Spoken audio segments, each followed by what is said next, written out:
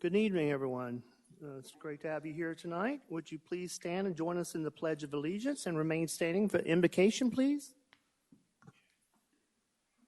Pledge allegiance to the flag of the United States of America and to the republic for which it stands, one nation, under God, indivisible, with liberty and justice for all. We're honored to have Pastor David Stein, who is the pastor of the Canton campus of Revolution Church, here tonight to give us the invocation. Thank you, Mayor. Heavenly Father, we are so thankful to be able to gather like this. We love this city, Lord, and we're so grateful for the leaders of this city. We ask, Lord, that you bless them, that you bring favor upon them. We thank you for the residents of this city, the ones that are gathered here tonight, the ones that can't be here. We pray for their protection, that you would guide them, that you would love them. We lift up, Lord, tonight the people of Ukraine that have just been under war, a siege. We're asking for their protection, that you would sovereignly place your hand on them, Lord, and bring peace. You are the only one, Lord, that can bring the peace of shalom that breaks the authority of chaos to that country, and we're asking for that tonight. Father, we ask that the conversations here tonight would glorify you, that you would bring clarity to whatever the situation is. And as this city, as Canton, continues to grow, continues to thrive, give our leaders wisdom, give them supernatural guidance and illumination of exactly what you want. We love you, we praise you, we give you all the glory in Jesus' name. Amen. Amen.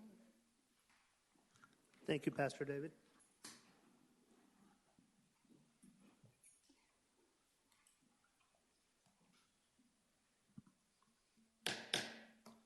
Call our March 3rd, 2022 council meeting to order. At this point, I have a consideration to approve the agenda for tonight's meeting. Will there be any changes, revisions, additions? Motion to approve. Second. Motion to approve. Second. Any further discussion? All in favor say aye. Aye. Opposed? All members voted for the motion. Next, we do have a couple of guests and visitors here tonight. We will begin with something we look forward to every year, the presentation of the fiscal year 2021 annual comprehensive financial report. Tonight we have Rushton & Company certified public accountants here tonight to give us a great report. Welcome.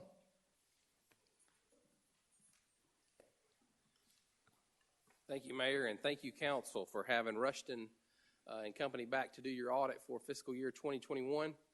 You should have several documents there in front of you. You should have the bound, which is beautiful, by the way, bound report here with the theater on the front. You should have that, which this is for your later reading. Of course, we can refer to anything in this as well, but I have a presentation that pulled some numbers out of this that I'm going to spend most of my time with. You should have a bound presentation, looks like this, and then there's a couple letters as well that you'll have, one of which I'll spend a little bit of time with. It's just some required communications, but for the most of our time, we'll spend with the presentation itself. Before I get started on the presentation and the numbers, I always like to thank the entire team, your city manager, finance director, assistant city manager, all your department heads, all the way down to individual employees. Were very helpful during the audit process this year. Did it with a smile, even though we asked for a lot of information. They were all very helpful, and we have a lot of gratitude, very thankful for that. So your folks do a great job, and want to start with that for sure, because the audit went very smoothly. Matter of fact, it's funny, we had a little bit of a glitch here near the end, and it had nothing to do with Canton and had nothing to do with Rushton. It was the GFOA, not knocking on anything. I know everybody's behind, but your report, as you know, is submitted each year to obtain the Certificate of Excellence for Financial Reporting.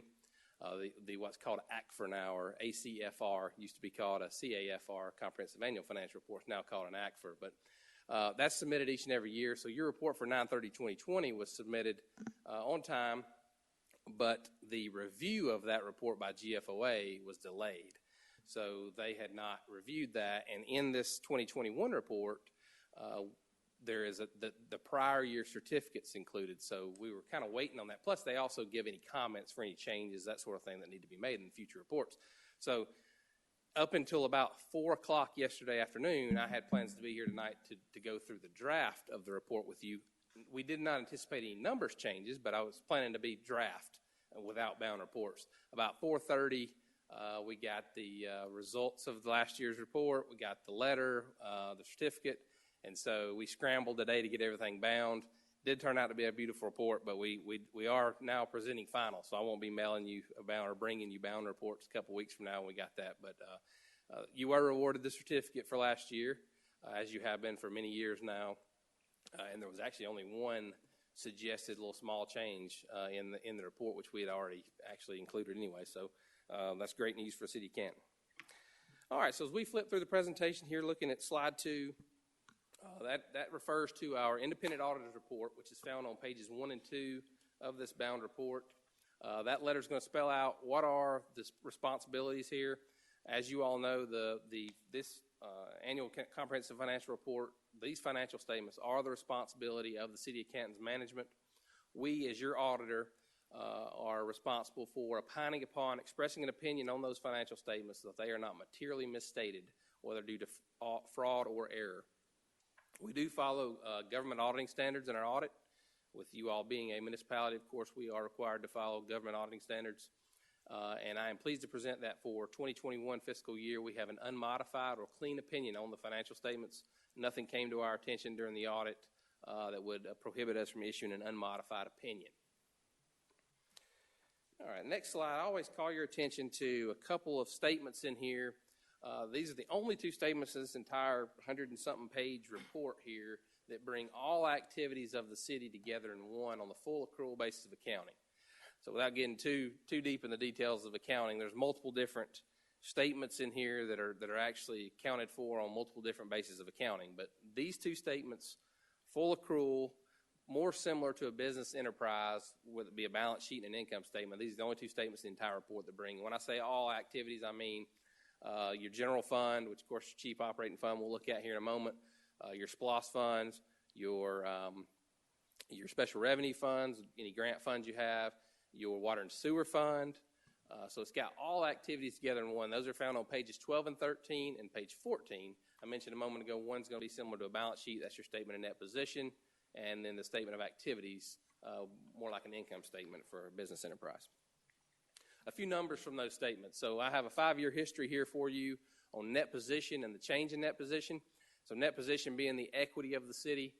You see there for fiscal year 2021, that net position is broken down into 3 categories. You've got the net investment in capital assets, which is going to be your capital assets, your land, buildings, equipment, less depreciation on those assets, less any debt utilized to acquire those assets.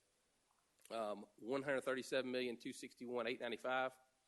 Restricted net position, this is going to be residual net position, unspent proceeds for restricted sources such as SPLOS that's unspent at year end, any grants you might be holding that are unspent, $10,571,071. And then the residual there, the unrestricted net position, $24,580,139, gets you to your total net position of $172,413,105. You'll note there for the year, net position increased $14,637,942, somewhat similar to the prior year. There is some fluctuations as a note there. Oftentimes that's due to either operating or capital grants and contributions. Typically, of course, those are only not typically annual recurring type, so those can cause that to be up and down from time to time. All right, the general fund, your chief operating fund here of the city, revenues for the year decreased $129,553. However, although they decreased in total, you'll see here I've noted a handful of items here that increased, and really one item is really what brought your revenues down, and that was the CARES Act funds you received in the prior year. Of course, that was your intergovernmental revenues. You'll see the 4th line down there. Intergovernmental revenues decreased $1,599,119. However, your property tax revenues were up $357,140. Your TAVT, your title ad valorem tax revenues, were up $372,013. Building permits, $158,668. And then your municipal court fines and forfeitures increased $253,690. On the expenditure side, expenditures increased $538,257, about 3.4%. A few items here, a few departments here. Police expenditures increased $308,525, due mostly to personal services. Fire expenditures increased $373,699. Of course, that's the contract there on fire. Code enforcement expenditures decreased $201,745. It was a consolidated fund or a department there, but in total, $24,711 there decrease. Unassigned fund balance. So this is a number we always look at. I call your attention to it each and every year. Not an exact science as far as reserve, but oftentimes this is a factor of what folks will look at in regard to reserves. Oftentimes it's unrestricted fund balance, which is real similar in most regards for most cities. But the unassigned fund balance for fiscal year 2021 was $5,937,754. If you take that number, divide that by the total annual or the total 2021 expenditures of the general fund, it's about 35.9% or about 4.3 months if you divide that out by 12. I mentioned earlier unrestricted fund balance. So GFOA has issued a best practice, and they suggest about 2 to 3 months reserve, so to speak, unrestricted fund balance. So that's to say that the city is very healthy in regards to fund balance in the general fund. All right, this next slide is a kind of a chart here, graphical depiction of these numbers we just talked about. Your revenues and expenditures there. You'll see the green item being your revenues, the blue line being your expenditures. Revenues $16,675,771. Your expenditures were $16,529,727. So you see there the trend as far as revenues and expenditures are concerned. Next slide is your fund balance. I mentioned this a moment ago. Your unassigned fund balance, which of course is $5,937,754. In total fund balance, $9,227,243. There are several other categories of fund balance. For example, if you utilize fund balance for balancing the subsequent year's budget, that's required to be reported as assigned. You've got non-spendable fund balance, which is going to be items that are not spendable or required to be reported there, like prepaid items or any notes receivable or advances. Those sorts of things are required to be reported as non-spendable. So that kind of gives you an idea there of your total fund balance and your unassigned fund balance of the general fund for fiscal years 19 through 21. All right, looking at the water and sewer fund, operating revenues of the water and sewer fund increased $1,526,541, or about 9.8%. You see what made that up there. Water fees increased $514,210, or about 7.7%. Your sewer fees increased $950,087, or about 10.8%. There were some miscellaneous other operating revenues as well, $62,240. On the expense side, those increased $18,214, or about 11.3%. Largely, the cost of sales and services increased to $636,027, but depreciation expense also increased $182,127 there as far as your assets. I mentioned earlier about depreciation. Interest expense, fiscal year 2021, $1,024,370. Of course, it was a bond issue. The reason for that, the larger increase there as far as interest is concerned. For fiscal year 2020, it was $208,950. And then just like we talked about unassigned fund balance of the general fund, when we talk about unrestricted net position of this is water and sewer fund is full accrual, as I was talking about earlier without getting too deep in the details. But the unrestricted net position here for fiscal year 2021 was $16,243,617 for the water and sewer fund. I have a chart here depicting those numbers we just talked about there as far as their operating revenues and expenses. Last 3 fiscal years, you see you got a green line there. That's going to be your operating revenues, $17,169,101. Your blue line is going to be operating expenses, $8,027,560. And then the difference in the two, your operating income, in this case, $9,141,541 for 2021. And again, there you can kind of see trends as far as the last 3 fiscal years are concerned. All right, this next slide, as you all are aware, with government auditing standards, we are required not to give an opinion on the internal controls, but during our audit process, we are to assess those controls to see that they are in place, functioning. Again, not intended to provide an opinion on internal control, but we do We do, and our firm in general is real big on processes, policies, procedures. We walk through the processes, look at, who's doing what, how they're doing it, segregation of duties, those sorts of things, which for some number of years we had a suggestion for segregation of duties, and we've talked through this over the last few years, and that the city's actually put things in place or procedures and protocols in place to be able to remove that comment. That was actually last year, if I recall, maybe the year before. For the year, we did have one material weakness. However, I'll fully discuss that one real quick. That was really more required more than anything else.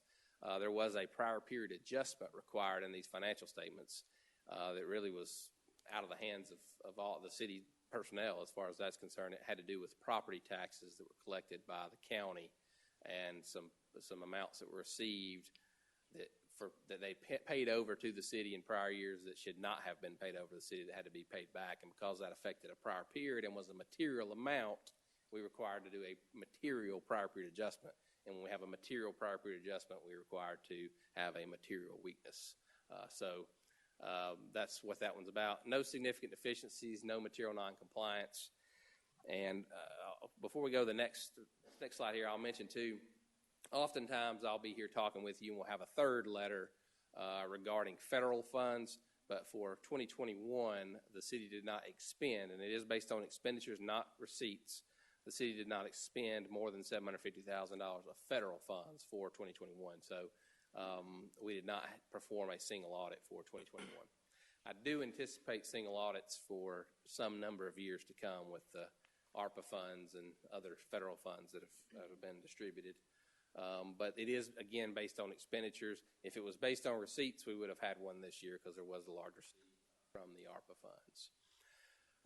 The next slide, I've been telling you about this one for 3 or 4 years, and the day is here. This one's been kicked down the road. It's a very big standard, but we always want to make sure you all are aware. We are definitely working with your staff throughout the year, especially finance folks, in implementing any new GASB standards. This particular one, GASB 87, as I mentioned, been talking about it for several years. And the reason we've been talking about it for several years is it is going to be a monumental change, a big change. It's how we account for leases. It was actually required to be implemented several years ago, but due to COVID, they postponed the implementation of about 10 standards, 2 of which were postponed even longer. This was one of the ones that was postponed longer just because of the magnitude of it. But this is basically going to change the way we account for leases. No longer going to have a capital lease and an operating lease. It's now going to be, if it is a lease, if it meets the definition of a lease in accordance with the standard, it's going to be required to be accounted for in accordance with the standard, which is basically a single approach. Unfortunately, it does lean more toward the capital lease side of things, which has got a balance sheet effect rather than just a rent income or rent expense. We are going to have an intangible right to use assets, got to be recorded, and a liability, lease liability. So it is going to be, we do have to factor in materiality and some other factors in there, but it is going to be a pretty, there's not really a city, county, authority, or any entity across the state that doesn't have some type of lease. So this is going to really affect everyone. And actually, the GASB issued this lease standard. The FASB, which is the Financial Accounting Standards Board, actually issued a similar standard on leases for non-governmental entities. So everyone is really affected by a change in lease standards across the board. So that one's come. I should say that one's been coming. It is here. It is required to be implemented during fiscal year 2022, which is what's, of course, you all are in now. So we will be assisting and working with all of our clients and assisting to update this. We've got a spreadsheet. For years, we've been saying now make sure you're accumulating all of your agreements. And I say agreements and not leases because oftentimes something may be called a lease, but oftentimes it may be a memorandum of understanding, it may be an agreement, it may be a note. Various different terms are used for those agreements that may meet the criteria, because that's the first thing this standard does is defines what is a lease. And so if it meets that definition, whether it's called a lease or not, if it meets that definition, it is required to be accounted for in this regard. So that one's here. Real quick, I would like to also, you should have 2 letters. One of them, I always say it says significant audit matters. There's 2 letters, but the one that says significant audit matters is the one I want to quickly run through if I can. It used to say significant audit findings. I am glad they changed that wording. It used to say significant audit findings. I'm like, this one says significant audit findings, and the council's like, significant audit findings. But they did change that to matters, and it is not significant audit findings. I'm glad they changed that. So what this letter is, these are some required communications that I am required to communicate to you all as the board charged with governance. I will be very quick with this because most of this, especially those of you who've heard me speak before as far as presenting the audit, this is mostly boilerplate information. Matter of fact, this letter right here reads pretty much identical to the way it did last year with the exception of a few change of dates. However, this is the letter where if I did have issues, I would communicate them to you in writing. Full disclosure, I would not be first standing here if I had issues during the audit process communicating this to you at this point. You would know about this long before now, and I also wouldn't have been the first thing I said was your staff was very helpful in getting the audit done. It would have been otherwise. But this letter does spell out the significant accounting policies of the city are found in Note 1 to the financial statements. There were no new accounting standards that were implemented during this year. As I mentioned, there will be one in this next year. There are estimates in these financial statements. As you know, most all financial statements do have estimates. We feel like the most sensitive estimates in here are the life expectancy of your capital assets as far as how long they are depreciated and your allowance for doubtful accounts on your utility billing and property tax receivables. I mentioned a moment ago, we did not encounter any difficulties in performing this audit. As a matter of fact, we actually had the report. We've had the field work done for the audit for probably a month and a half now. The report's been done for several weeks. It's been back and forth. We've just kind of been crossing our fingers saying, will we get this response? Will we get this response? And yesterday, we finally made the decision, okay, we're going to have to present draft. No numbers are going to change. We're going to present draft tomorrow night until about 4 o'clock again when that all changed for us again. So we've been kind of scrambling here at the end, but we made it through. No worries. But no difficulties were accounted. Corrected, undercorrected misstatements. We do have from time to time, although not a lot here at the City of Canton. Great job getting things in order. But we do have from time to time adjustments, journal entries we have to make. We also will from time to time come up with or note a trivial misstatement or a number that's immaterially different that we will pass on adjusting, that we want to adjust. We do accumulate those, though, to make sure if we have 4 or 5 of those that in the aggregate altogether, those are also not material. So we also provide a copy of those to management. As far as those adjustments are concerned, those have all been posted. Oftentimes, those adjustments come about due to timing. Some things just take time to come in. We obviously can't wait on everything to get here before we start doing our work because there's a lot of work involved in an audit process. So oftentimes, those adjustments take place because something comes in related to the prior year after we've worked on our field work. So we did not encounter or have any disagreements with management. Again, you would know that long before now had we had disagreements with management. The next one's probably, in my opinion, one of the more important things in this letter, and that's management representations. So we are required to have this letter. This letter basically is signed by management that says that they did not withhold any information from us or tell us anything on purpose that was wrong or incorrect that may have changed our opinion on the financial statements. We do have that letter. As you know, we can only audit what we receive or what we're told, so that's important to have that letter. We do have that letter in our file. We're not aware of any consultations with other independent accountants. And then as far as other audit findings or issues, we did have one other, not significant deficiencies or material weakness, but other suggestion we made as far as just a process regarding hotel-motel tax. And then other matters here, this is just talking about the RSI that's in the financial statements and where those are found, that sort of thing. So that concludes my presentation, and I'm happy to answer any questions that you all have. Thank you, Mr. Pilgrim. Any questions? Awesome. Thank you. Appreciate it. Thank you all. If you have something comes up after the fact when I know you all are going to really just dive deep into this thing. If y'all have any further questions, by all means, reach out to us. We're here year-round, not just at year-end, so y'all let us know. We'll be looking through this weekend, and we'll call you over the weekend if we have any questions. That'll work. Thank you all. Appreciate the good report. Thank you.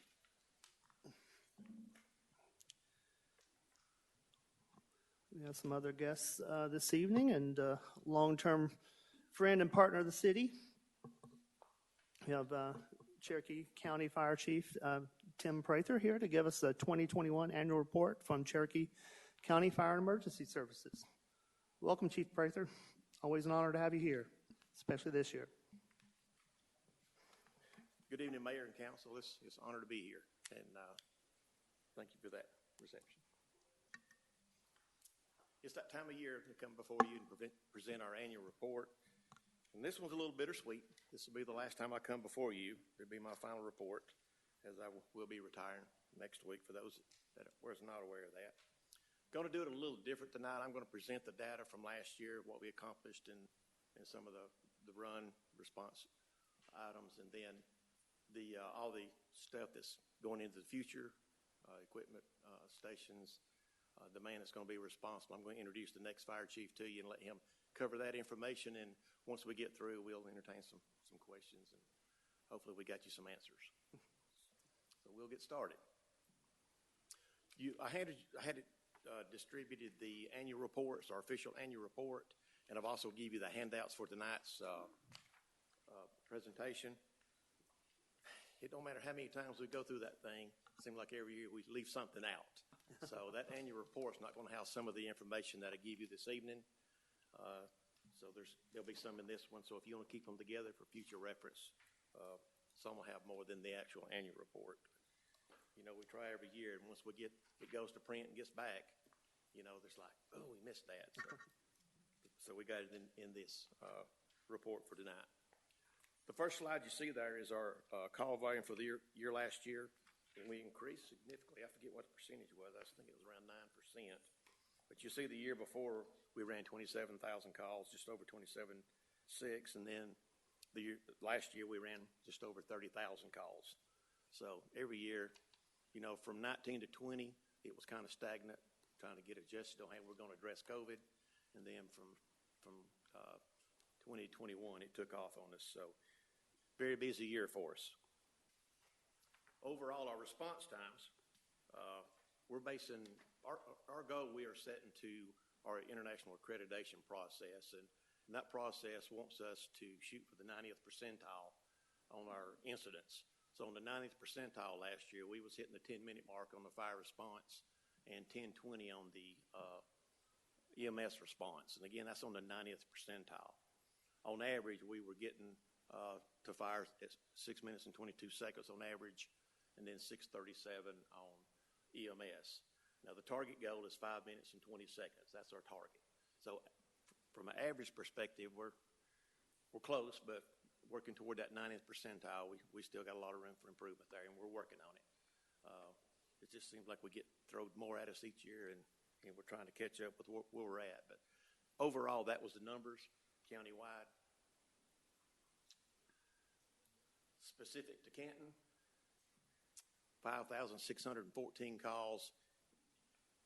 Was that broken down? Just Canton here. All right. Percentage-wise, 1% of the calls last year were related to fire, and 71% is EMS. That's our business now.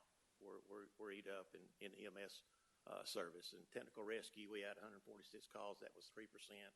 And then a lot of other things fall under that other. That was 25%. And that's specific to Canton.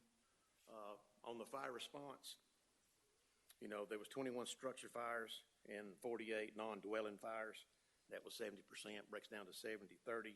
The average response time was 5 minutes and 39 seconds. On the 90th percentile was at 8:41. So we do better in the city than we do overall in the county. So we're proud to see those numbers come up. On the EMS side of things, a total of 3,991 calls last year. We transported 1,700 people from the city of Canton. Our average EMS response time was 6:17, and on the 90th percentile, it went up to 9:37. Now, there's a lot of factors that contributed to that last year. I don't know if you've heard about wall times at the hospital. We would have ambulances tied up 3 and 4 hours at a time. So when you've got 3 and 4 ambulances stuck at the hospital, ambulances are having to go to other zones to cover. So last year, we were really getting hammered on wall times. Those have practically gone away, I believe. I think we're doing good now on the wall times. Ambulances are getting in and out now. But we had some really, really tough times last year. I think the worst we had was just over 6, maybe 7 hours for one ambulance that was stuck at a hospital before we could transfer the patient over. So that really messes these numbers up here when you have them things thrown at you. But to be honest with you, as fire chief, I'm proud they look this good, for what we were handed last year. When you compare it to the county, this always amazes me. When we've got 30,000 calls in the county, we got 5,000 in the city. When you look at the percentages, they're practically identical. We had 461 fire calls in the county, which was 1% of our calls. Out of the 5,000 calls in the city, there were 69 fire calls. That was 1%. I mean, if you look at it, it's just practically identical. And it just surprises me when I see those numbers come up like that.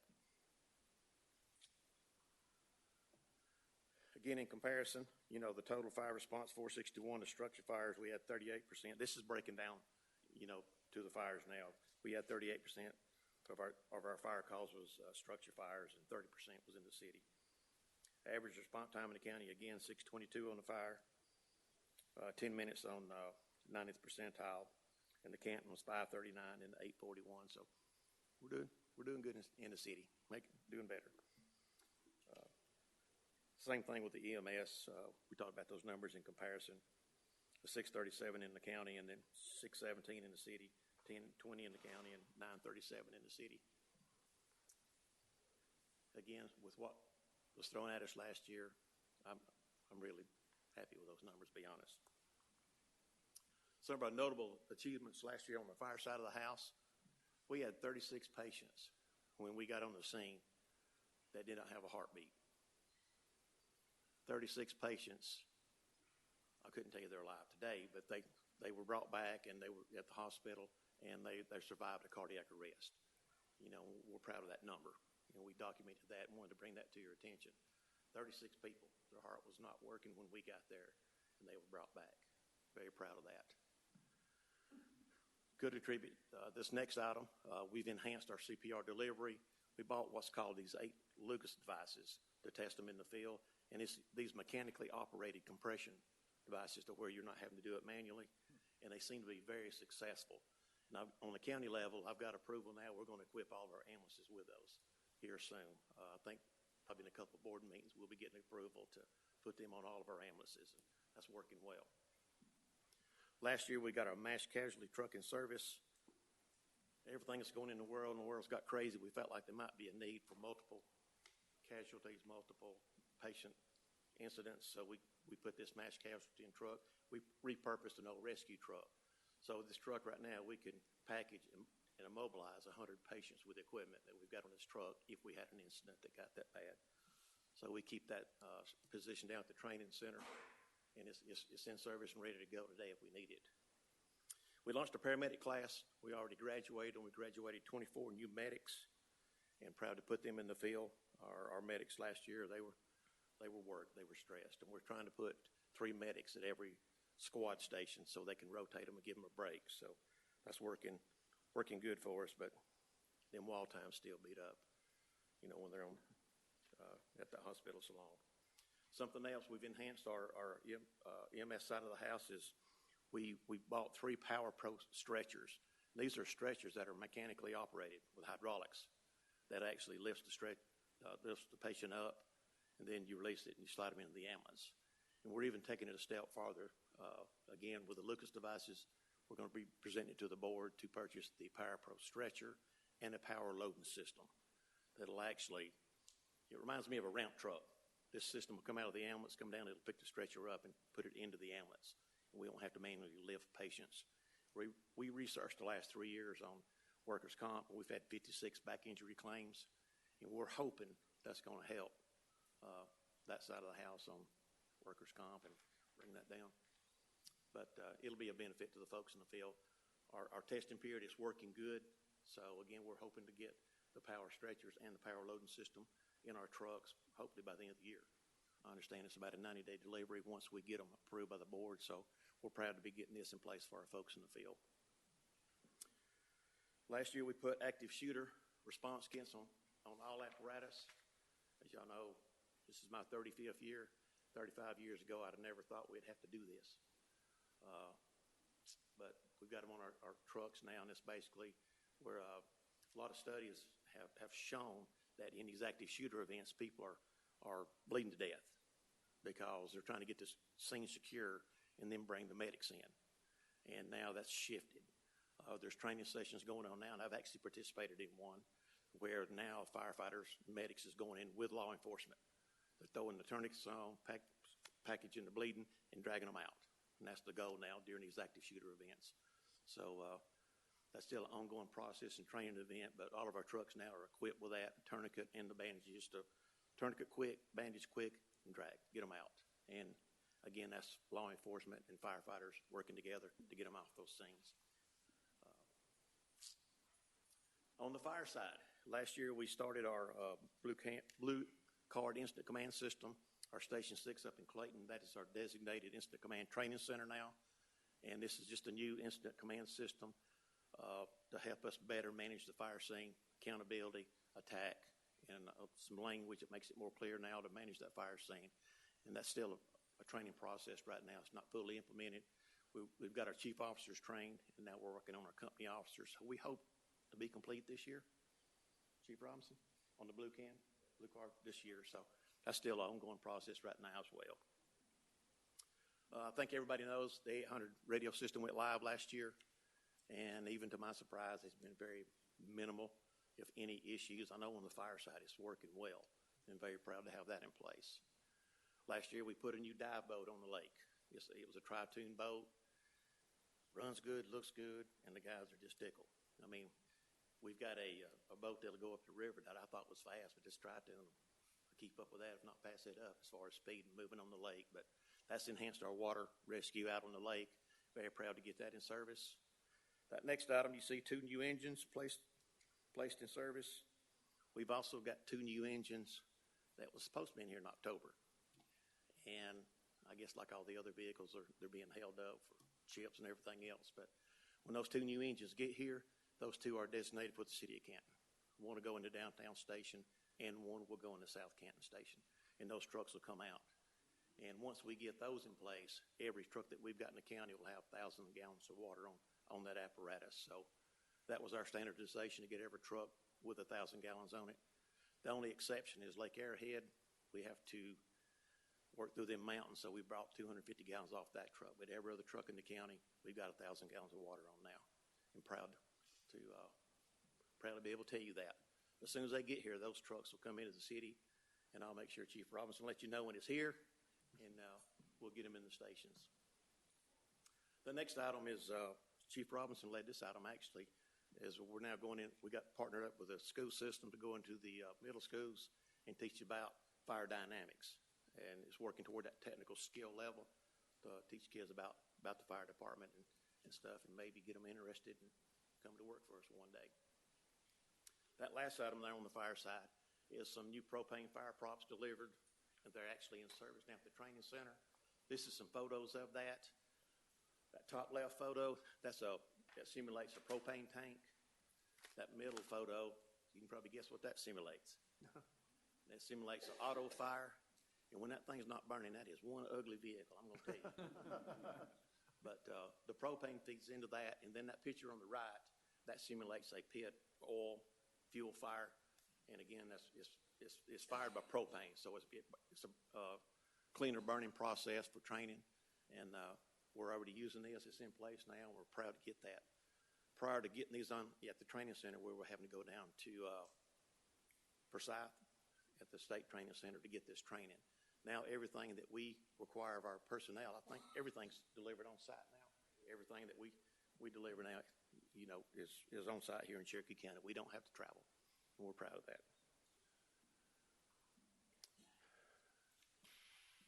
Other fire notable achievements is last year I did some reorganization. Our business is now more data-driven than ever, and we're really surprised we'd even be in that today. But I created a business intelligence chief officer, and she is going to be in charge of all our data management, from the 911 center talking to our reporting system to our operative IQ that deals with our equipment and logistics. Prior to, you had all these systems that just didn't talk to each other. I didn't have one person leading it all, and this one was they were doing good jobs individually, but it just wasn't talking. So we come up with a business intelligence division our department, and we got that going. And I reorganized. I went from the fire chief to assistant chief model now to the fire chief and two deputy chief models, and that'll allow us to grow in the future. It's just a different model compared to the traditional assistant chief model.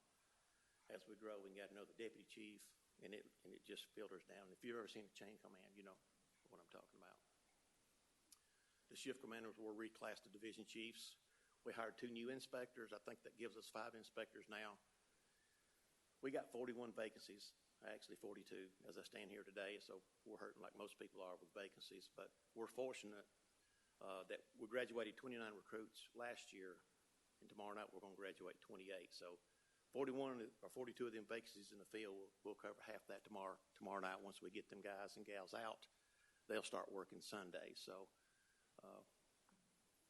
29 last year, and we're going to graduate some tomorrow night.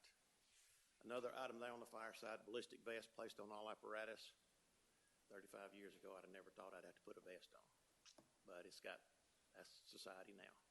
So all of our apparatus is equipped with a ballistic vest, including my vehicle and Chief Robinson's vehicle, and they've been used one time already on the incident in the south end of the county. It's just sad to have to get that point, but we completed specification and placed order for a new air and light truck. It should be delivered before the end of the year. We hope it gets here and hope it's not held up. I don't know if you're familiar and seen the one that is stationed at Holly Springs. It's a Mac cab. It carries an air compressor that replenishes air in our SCBAs. It carries a lot of various equipment, but it'll be replaced.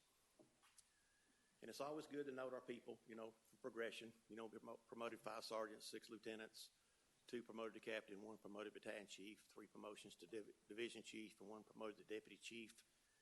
And if you look at that background, and that's not up there to look at me, just look at the other one. That is Miss Sherry Collette. She's the first female battalion chief in Cherokee County, and she is jam up. I can't speak enough on her, and we're proud. She's our first female chief officer. And doing a really, really good job. And she's smiling. I think she tried to cry on me right there, but she does a great job. At this point right here, I'm going to turn it over to Chief Robinson. Again, he's the future. With me going out next year, I was telling the mayor a while ago, we're not going to miss a beat. We click. We think a lot alike. Sometimes it's scary. We've told each other that over the years. He'll come in and bring something to me, or I bring something to him. It's like, you ain't gonna believe this, and we just think so much alike. So, he's been with us over 20 years, and he's been my right arm, and he's made me look good. I'll just be honest with you. So, Chief Robinson, he's gonna be your next chief, and I'll introduce him at this point, and he'll take it from here. All right. Well, Mr. Mayor, Council, thank you for allowing me to kind of talk a little bit about where we're planning on going. I will commit to you that the level of service that we provided to date will continue, and it will only improve. Cherokee County Fire Department is committed to growing our diversity. We want to represent the community, and we have every intention of making sure that we meet those marks in the very near future. So for our facilities, our Station 5 out in Macedonia, we've got a big sewer renovation. Station 13 out in Sioux Tally, we're looking at a land acquisition that we intend to close next week to build a new fire station. Station 15, we've already got the land purchased, the buildings designed, and we've awarded construction, and we actually have the pre-construction meeting tomorrow to start construction on that building. Station 18 up in Salicoa Valley, we need to find some land and replace that station. Our Station 19 down in the south end of the county is in need of a new roof. We're currently renovating our station number 20 down south. Station 32 is undergoing a renovation as we speak. And there's a property search going for a public safety village that we're really excited about moving into the future. Our first commitment at this point is to find a piece of property to replace this current downtown fire station. That's the number one priority. And We've got some ideas. We've got some property that I actually looked at some today, and I'm looking at property tomorrow. We really hope to be under construction by this time next year. And that's a little bit of a lofty goal through design and property acquisition and everything, but we're going to push hard. It's time to get a new fire station in downtown Canton to house one of those two new fire engines. We also look to be putting a 4th battalion in place, and really the 4th battalion chief officer needs to be operating out of the facility here in the city, and we don't currently have the accommodations in the existing facility to do that. We built onto our training center. We added some additional classrooms and workspace, storage. We've completed that project. We were on budget and on time, and we will be inviting you guys to a ribbon cut, and as soon as the weather warms up just a little bit, and we're able to get out and do that. So, station alerting. Chief talked to you about response times. Response times are really important to us. All right, the quicker we can get to the emergency, the better we are. And the station alerting will allow us to get the call simultaneously. If there's 5 or 6 fire stations that need to respond to a structure fire, right now we have to go through a series of tones for each of those. And they take a number of seconds for each of those tones to drop. This station alerting, it opens all the stations up simultaneously at the same time.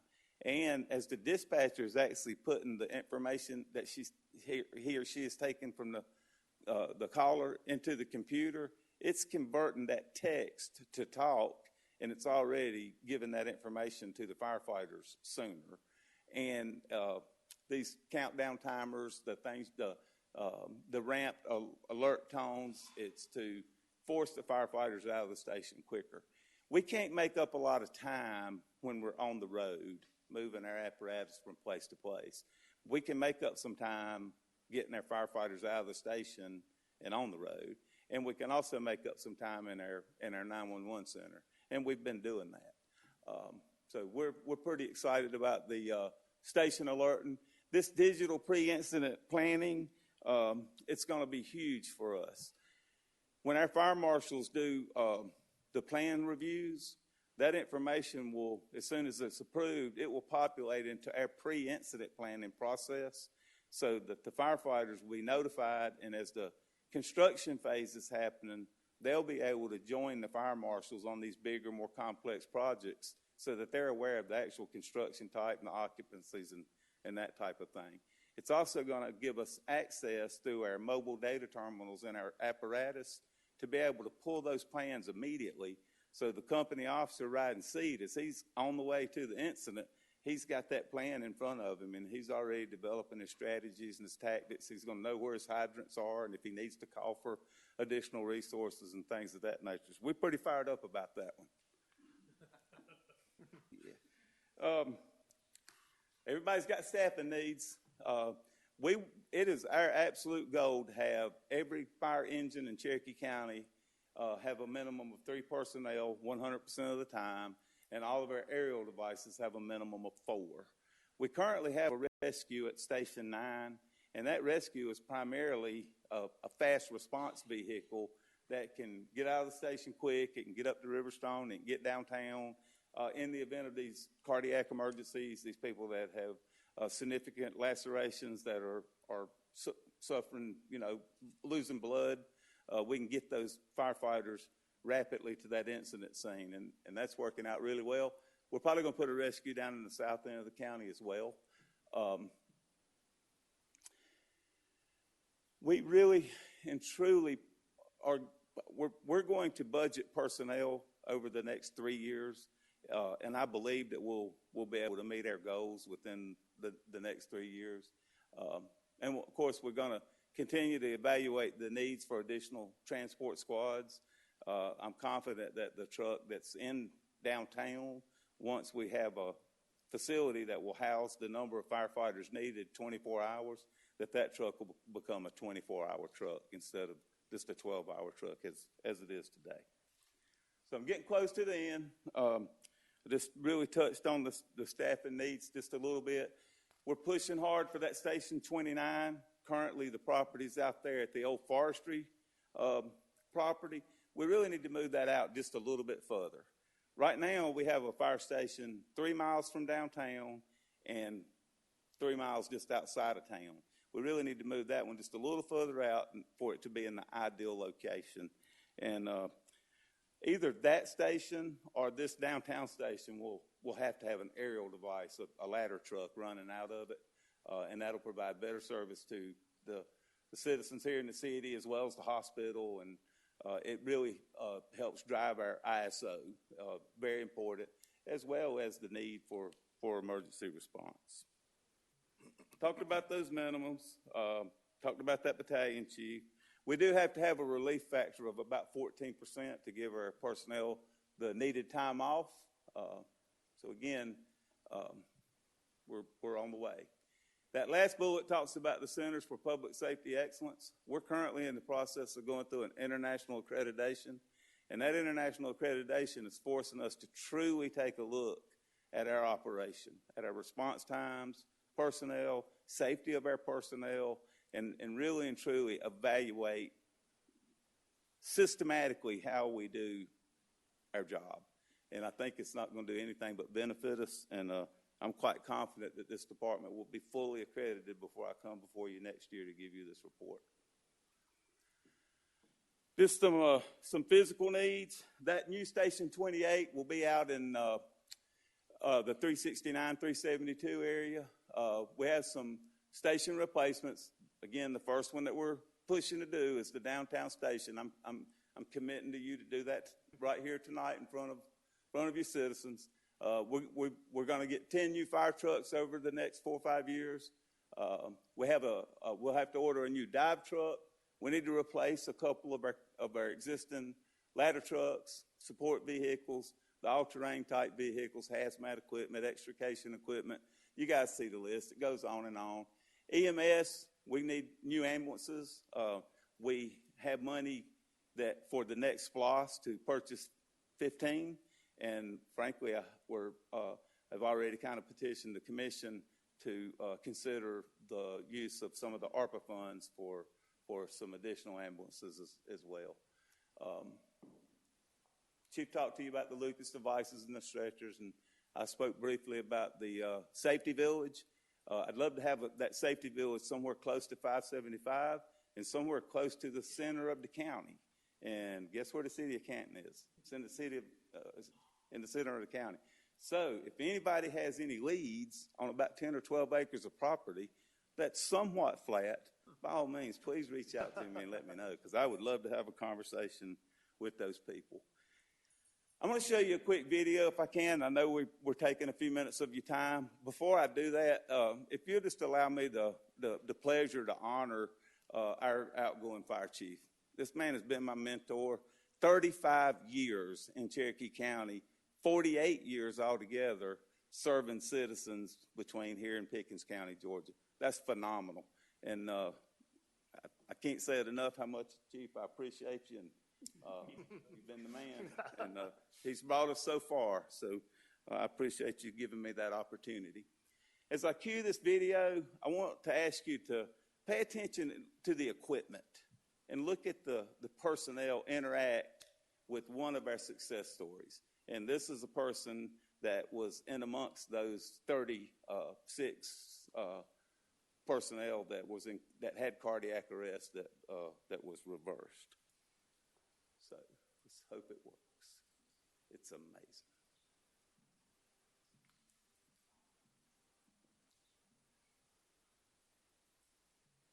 Called me and said, I don't feel good. And he never calls just to say I don't feel good. So I knew something was wrong. So I jumped in my car and I started heading home. And it's about a 25-minute drive from my office to the house. And as I'm talking to him, he told me he was about to pass out. And I said, well, did you get up too fast? And he said, no. He said, I just don't feel right. My jaw hurts. I think you need to call the 911 and have them come out. And he said, okay. He called 911, and within, less than 5 minutes, they were at our house. him and got him settled in and took him to Canton. And when I got to the house, one of the paramedics was still there. They waited for me and said, your husband has had a heart attack. He's on his way to Canton. And I said, okay, thank you very much. And so then I left, headed on to the hospital. And then my phone rang. He said, well, it looks like I've had a heart attack. I'm on my way to the hospital. I said, yes, that's what the paramedic said. I said, I'll see you up there. And he said, okay. I said, I love you. And he says, I love you too. And that was the last time I spoke to him for 3.5 weeks. At that point, I didn't know if I would ever talk to him again. So I got to the hospital. He was in the cath lab. They put 2 stents in him and blockage. He stayed in CDICU for 3.5 weeks. He woke up on June 2nd. The paramedics, the firemen, they were there. They were the first step. If it hadn't have been for them, he would not be here because we stayed one step ahead. And that first step was the paramedics and the firemen. So we really appreciated everything that they did. The hospital was awesome. Nurses, doctors. We're so thankful for everything that everybody has done for him. Brought him back home to me.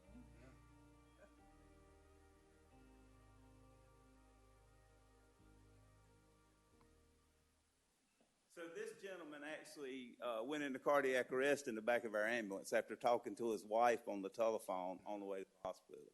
And she didn't get to speak to him again for 11 days. And you can see the result. And it's because of the training, the equipment.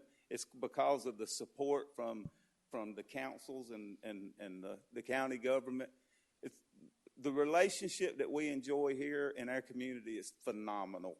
You guys probably saw Chief Merrifield come in a couple of times. That was because there was what we believed could have been a significant emergency on 575. Fortunately, it turned out not to be anything that we needed to respond to. The relationship we enjoy with law enforcement is phenomenal. I'm going to leave you with something. There are communities very close to us that are advertising the fact that they do not transport. They do not have an ambulance transport service. And some of those communities have documented cases where they're actually having to put patients in the back of fire engines because they've waited for 30 or 35 minutes and no ambulances in sight.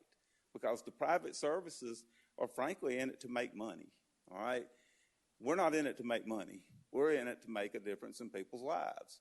And that's why we're committed to having these type of outcomes. So when these services advertise, we're hiring and we don't transport, it's obvious what they're doing. They're trying to come after our people that we've trained because the transport business, it is challenging. It is demanding on firefighters. And I have to ask, why did they not transport? And I think it's very simple. And if you look at this ambulance right here, or this situation here, you're looking at highly trained individuals. They're physically, they're mentally fit. That extrication equipment is $35,000. That engine is $550,000. And that ambulance is about $270,000 before we put $70,000 or $80,000 worth of equipment on it. And with that level of training, that level of dedication, and that type of equipment, it really comes down to that right there. Cherokee County Fire Department cares about the people of this community, and then we're here to serve, and with that, we care, we transport. And with that, I guess, Chief, if you have any questions, we'd be honored to entertain them. I thank you for the time. I know we went long. No, but you're fine. Thank you, Chief Robinson, and congratulations. We know you. We trust you. We've worked with you. We look forward to working with you closer. We tell the chief every time I see him that the best decision we ever made was a little over 5 years ago, consolidating with you guys, and you've taken great care of us. And I only have one question for Chief Prather, is if we'd like to make a little presentation to you, if you would allow us to do so. We know how much you love being honored and being in the center of attention, Chief Prather, so we want to. Sir? We know how much you love being honored and being the center of attention, so if you indulge us for just a couple minutes. So. Somebody's misled you on that.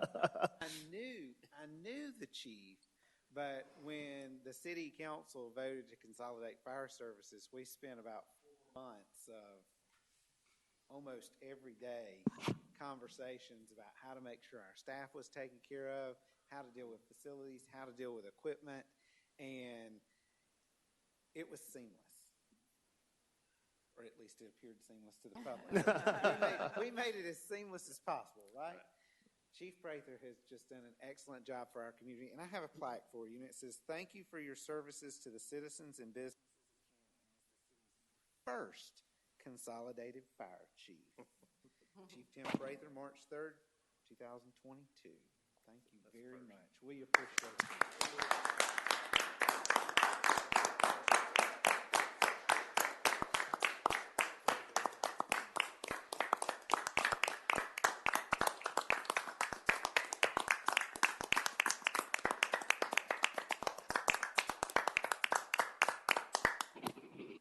I will say that's the first I saw the first consolidated fire chief. That's good.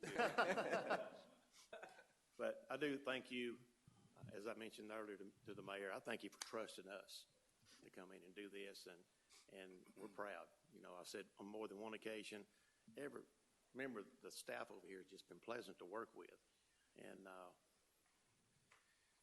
I thought it was going to be harder, to be honest with you, on the consolidation, but my team stepped up, and it did seem seamless.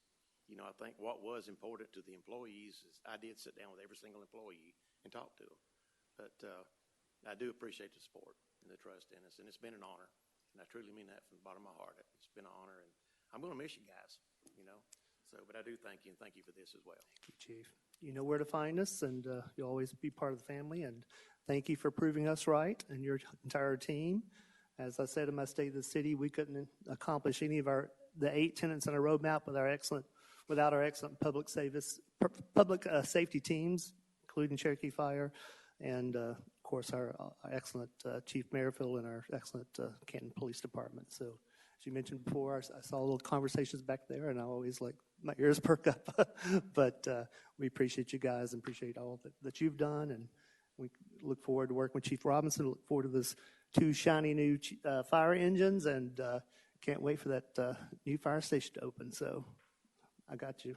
I wrote that down. So this time next year. So look forward to it. Thank you so much. Appreciate your report. Thank you. Thank you, everybody. Thank you, gentlemen.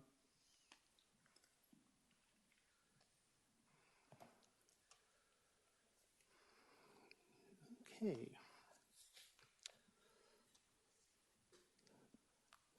So we have a public hearing to conduct before we move into our business meeting tonight.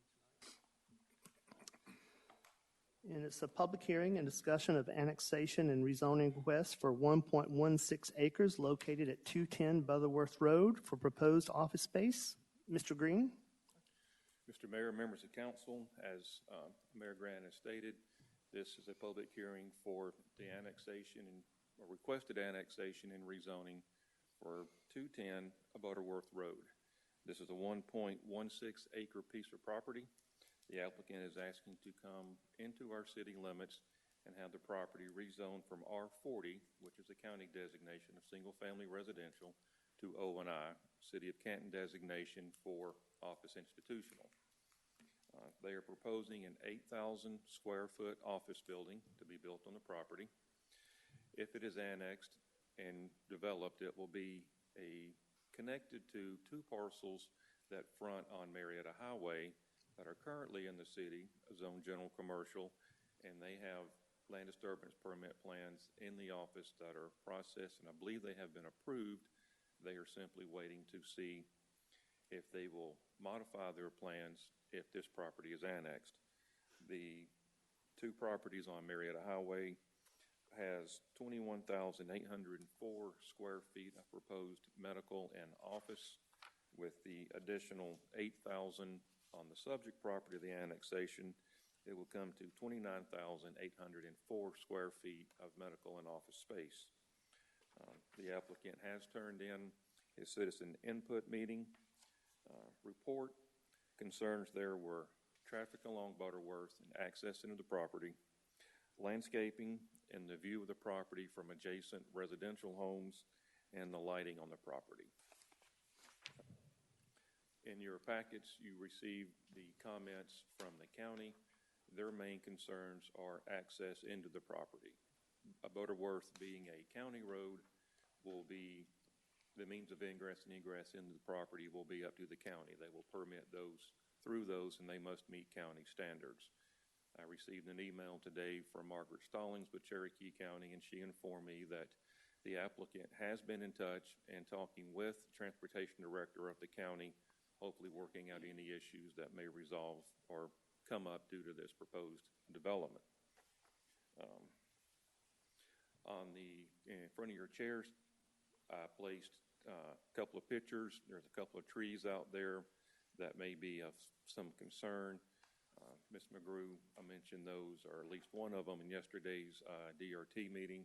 I believe Ms. Schmidt has sent Mr. Patton a picture of one of them, and I believe it is the multi-stemmed maple tree that is right there about 20 feet from the edge of the pavement.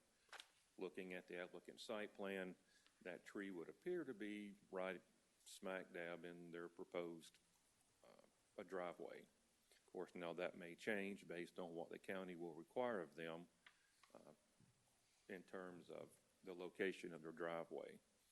The other two shows what the project will look like if the property is annexed, and the other one shows just the two lots fronting on Marietta Highway that they would develop, and they're well on their way to getting their permits for that. Also mentioned that there is currently a requested variance before the Board of Appeals. The applicant is seeking to reduce the required 50-foot buffer when county property abuts property in unincorporated Cherokee County. They're asking for that to go from 50 feet to 40 feet in order to have a better driveway alignment. And that's it in a semi-nutshell. Thank you, Mr. Green. And before we open the hearing, I'm going to, for the benefit of our guests in the audience, ask City Manager Peppers to briefly review the procedures for public hearings. Yes, sir. So this is a public hearing for a case. It has been advertised. The record from the public hearing, all the comments will be part of the record for the case. And so we do that in a professional manner, which includes 10 minutes for the applicant or those in favor of the case to speak first. I'll keep the time on that. And then following their 10 minutes, we give 10 minutes to the opposition to speak. When you come up to the microphone after you're called on by the mayor, state your name and your address for the record. Please try to keep your comments concise and consider that there may be other people that want to speak during that 10-minute time period. Try not to repeat yourself if comments have already been made. But ultimately, once we hit 10 minutes on either side, the only way to go beyond that would be for the mayor and council to agree to add more time. If we add more time on one side, we have to add more time to the other side. But that is a decision for the mayor and council. It's not a requirement as per the public hearing process. Thank you, Mr. Peppers. This time we will open the public hearing and ask the applicant to present the case. Speak in favor of the case, I assume. Good evening. My name's Jeff Pittman. I'm with Piedmont Real Estate Group. I'm representing the property, the buyer of the property, and the seller of the property, Linda Bell. I am a real estate professional, and I brought my engineer, David White, with Civil Logistics here. David has worked, and his staff have worked closely with Steve Green and his staff to address the concerns, and I've asked David to participate in this part of the hearing and answer the questions. So he'll be coming forward.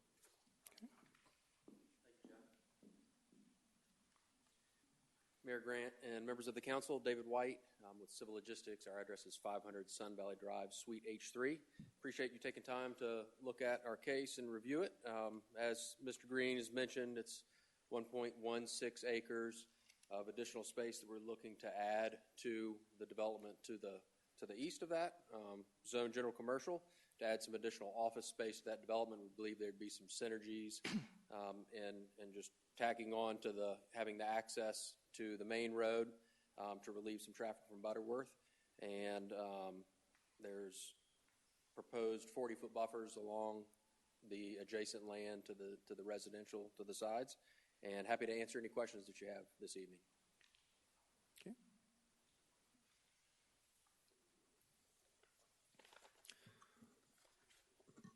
There will be no questions during the hearing, and council will discuss after the hearing is closed. So, say that again. I'm sorry. Council will discuss after the hearing is closed. Okay.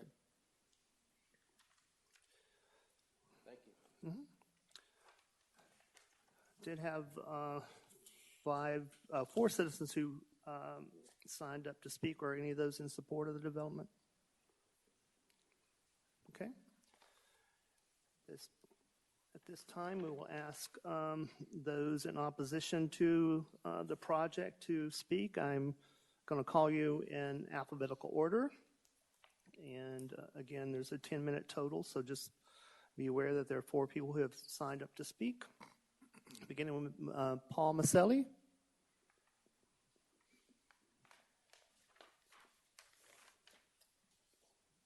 How are you doing this evening?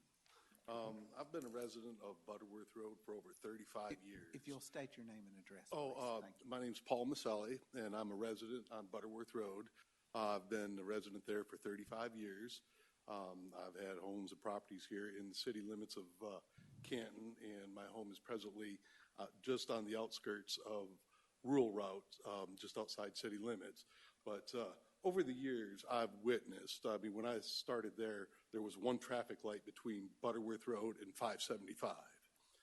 And now there's 5. And the last go around, they just built this big development with all these homes right around the corner. And to address the traffic, we've disputed about where the buses are going to turn around, allow the kids to come in and so forth. But it's got worse. And in the last 6 months, I've been almost sideswiped at that intersection 3 times. I've been there 35 years. This is close. And I've got a young son that just started driving. For years, I would refuse to put him on the school bus to let him go to Cherokee County High School here because it was too dangerous. I've witnessed people die in my front yard coming around that corner. I've seen the county come in and just repave the road and pull all weight restrictions off the road. And it's a main cut through from South Marietta Highway to Knoxbridge Highway. It saves a little over 2 miles drive time for every trucker to cut through a residential area. And a lot of these truckers are running Jake brakes without pulling any loads. So the house I live in is 100 years old, and it shakes the windows. And I've addressed it with the trucking companies. I've addressed it with DOT. I was promised in 2010 that they would put a guardrail. I've been paying taxes there for 35 years, and all I want is a guardrail. Someone dies in my front yard. Sheriffs come out. There needs to be a guardrail here. And I'm like, do something about it. Please, just do something. And I've watched the young gal next door waiting for the school bus, getting on the school bus. One morning, she wasn't there. And here comes a van, 70 miles an hour, went right past the school, drove through a telephone pole, and just missed where that girl stood every morning to get on that school bus. I got up every morning to make sure that I could drive my son to school because he'd get there safely. I can't count on Cherokee County to put a guardrail up and protect my child.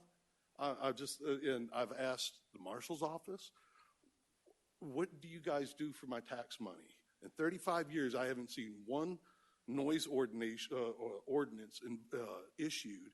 I haven't seen any weight restrictions enforced on that road. And now they're wanting to put another entrance. It takes me anywhere from 12 to 15 minutes to go 300 yards in front to this gentleman's driveway from my driveway. It shouldn't take that long. But all it takes is someone not wanting to let you out of your driveway. I've had so many close calls, and it's just getting worse. And now they're wanting to add a shortcut from South Marietta Highway to Butterworth Road. What's going to happen? People are going to be coming ripping through there, and you think a speed bump's going to slow these people down? No, it's going to be worse. And I'm afraid for the kids. I can tell you what time the school bus stops. I could tell you how many kids get off. And I could tell you just by the sound of the bus driver laying on the horn on how bad the violators coming around the school bus. It goes on, and it's not getting better. It's getting worse. I highly recommend an impact study, a traffic impact study by the DOT to come in and monitor for 2 months how many cars travel on Butterworth Road and also how many commercial trucks. And I think you guys would be really amazed on how many people come ripping through there, and it's still residential area. There's no Jake brake signs, residential area sign, none of that. And I want one safety. I want kids to be able to get on and off the school bus and not have to be stuck in a traffic jam day in and day out. I mean, as soon as they get off the bus rolls forward a couple hundred feet and it just stops. And if it's going to Bell's Ferry and Butterworth Road, I've seen 35 minutes. A buddy of mine told me he turned onto Butterworth Road. It took him 35 minutes to go from one light to the other. And I'm going, oh my gosh, this is crazy. And now they're wanting to put more in there. Handle the infrastructure.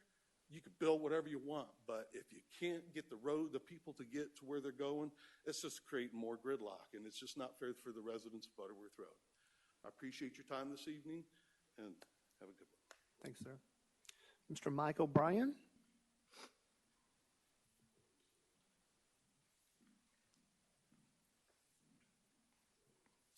Good evening. I'm Mike O'Brien. I live at 202 Heights Place. We moved here about 3 years ago from Los Angeles. We chose Canton because we love it. It's small town feel. But the problem I see happening is the same thing happened in Los Angeles. Infrastructure is not getting taken care of. And when you start rezoning residential to commercial, when there's already a housing shortage, and then adding more traffic on Butterworth on top of it, which is a one-lane road each way, every day they back up 40, 50, 60 cars deep on Marietta Highway and Butterworth. For us to try to get out on Heights Place, it's near impossible. And when there's accidents, people come, when that happens and it backs up, they come flying down a road at excessive speed. There's speed bumps trying to stop this. They just go from speed bump to speed bump. I have kids, and trying to get out of my house sometimes is impossible. When it backs up, people do U-turns, drive across my lawn to get through there because it just backs up. But when, just the infrastructure, and it's not being set, but they're trying to put a commercial property there, it's not fair to us homeowners. Like, that's our forever home. I love here in Canton, and I urge you to vote for quality, not quantity. Thank you. Thank you. Thomas and Sue Olivetti.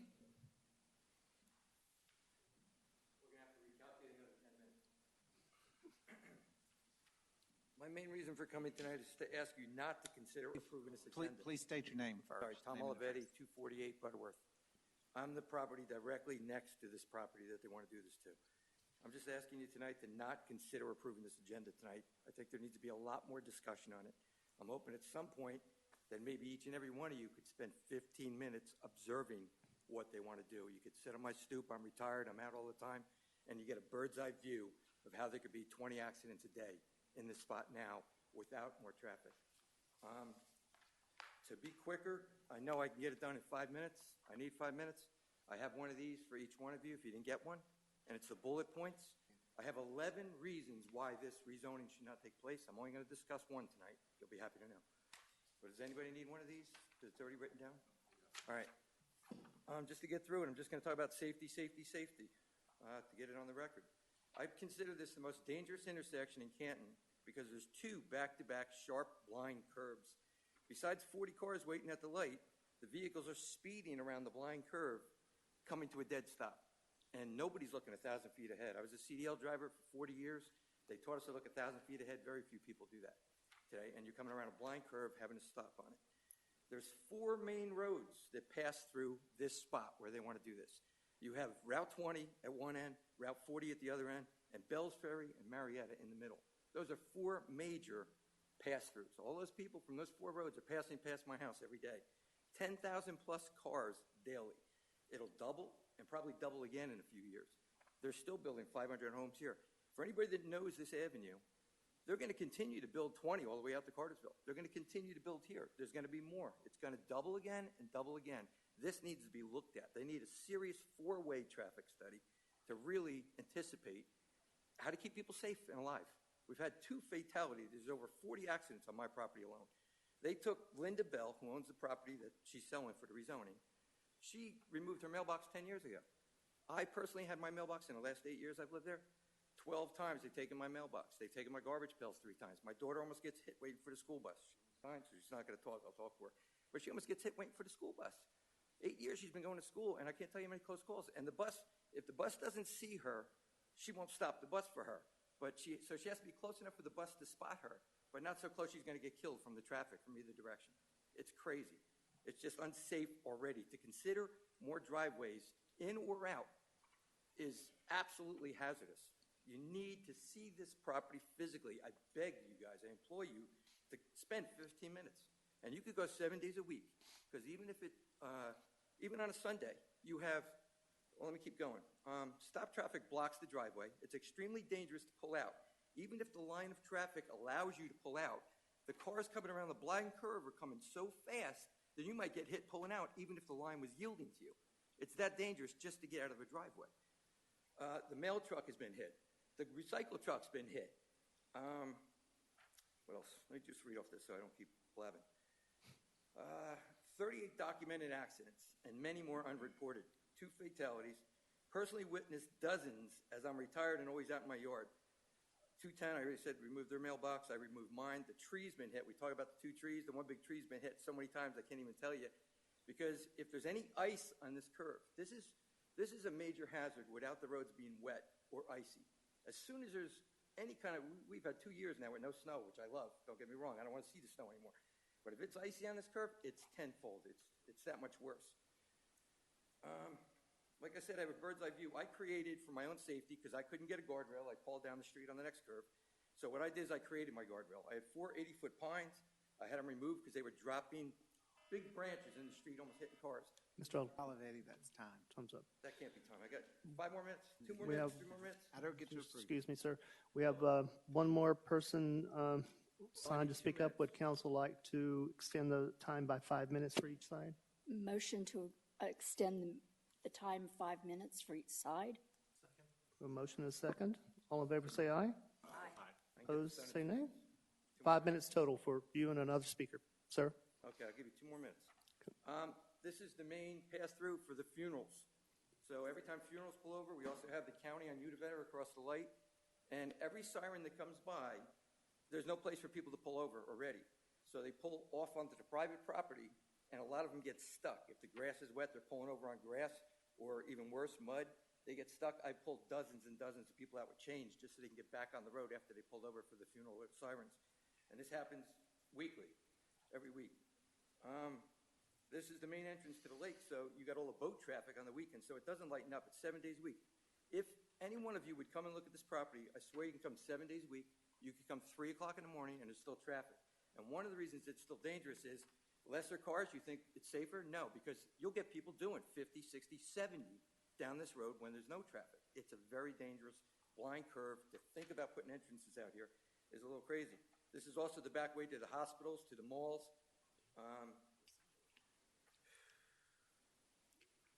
The other thing is that this property really doesn't need to be considered. It's the same owner that sold the Marietta frontage and the 2 empty lots in the back. So they have plenty of room to build 3 medical buildings. The only reason they want to add this property and put it on there is because they can put another building, which the public really doesn't need a 4th building or a 5th building. It's going to detriment the residential neighborhood. They have plenty of room on the frontage and plenty of room to even put a retaining basin or something. They don't need this property. They're making it look like it's a need to have it. Marietta also, in the present Marietta frontage, they're only talking about 1 entrance. That's the main thoroughfare. If you can have 5 medical buildings, have an entrance and an exit, have 2 entrances, on the Marietta side, that's the main road, instead of trying to put it on this sharp, sharp curve and have another one coming out. That's pretty much it, except that there's a lot more property right available. One of these buildings is proposed for the dentist that's right next door in Heights Place. He wants to move into the big building. Well, then his property's right there. Tear it down and put a building right there. It's literally across Heights Place on the other side. That's commercial. On the other side of him is another lot. On the other side is a Christian school that's been selling. There are so many lots right on Marietta Highway to do everything you guys want to do. I'm all for growth. It's all about safety. And I have 10 more issues, but this is all about safety, safety, safety. People are going to die if you guys allow more entrances out here. We've already had fatalities. There will be more. That's pretty much it. Thank you for your time. Thank you, sir. Thank you for the extended time. David White?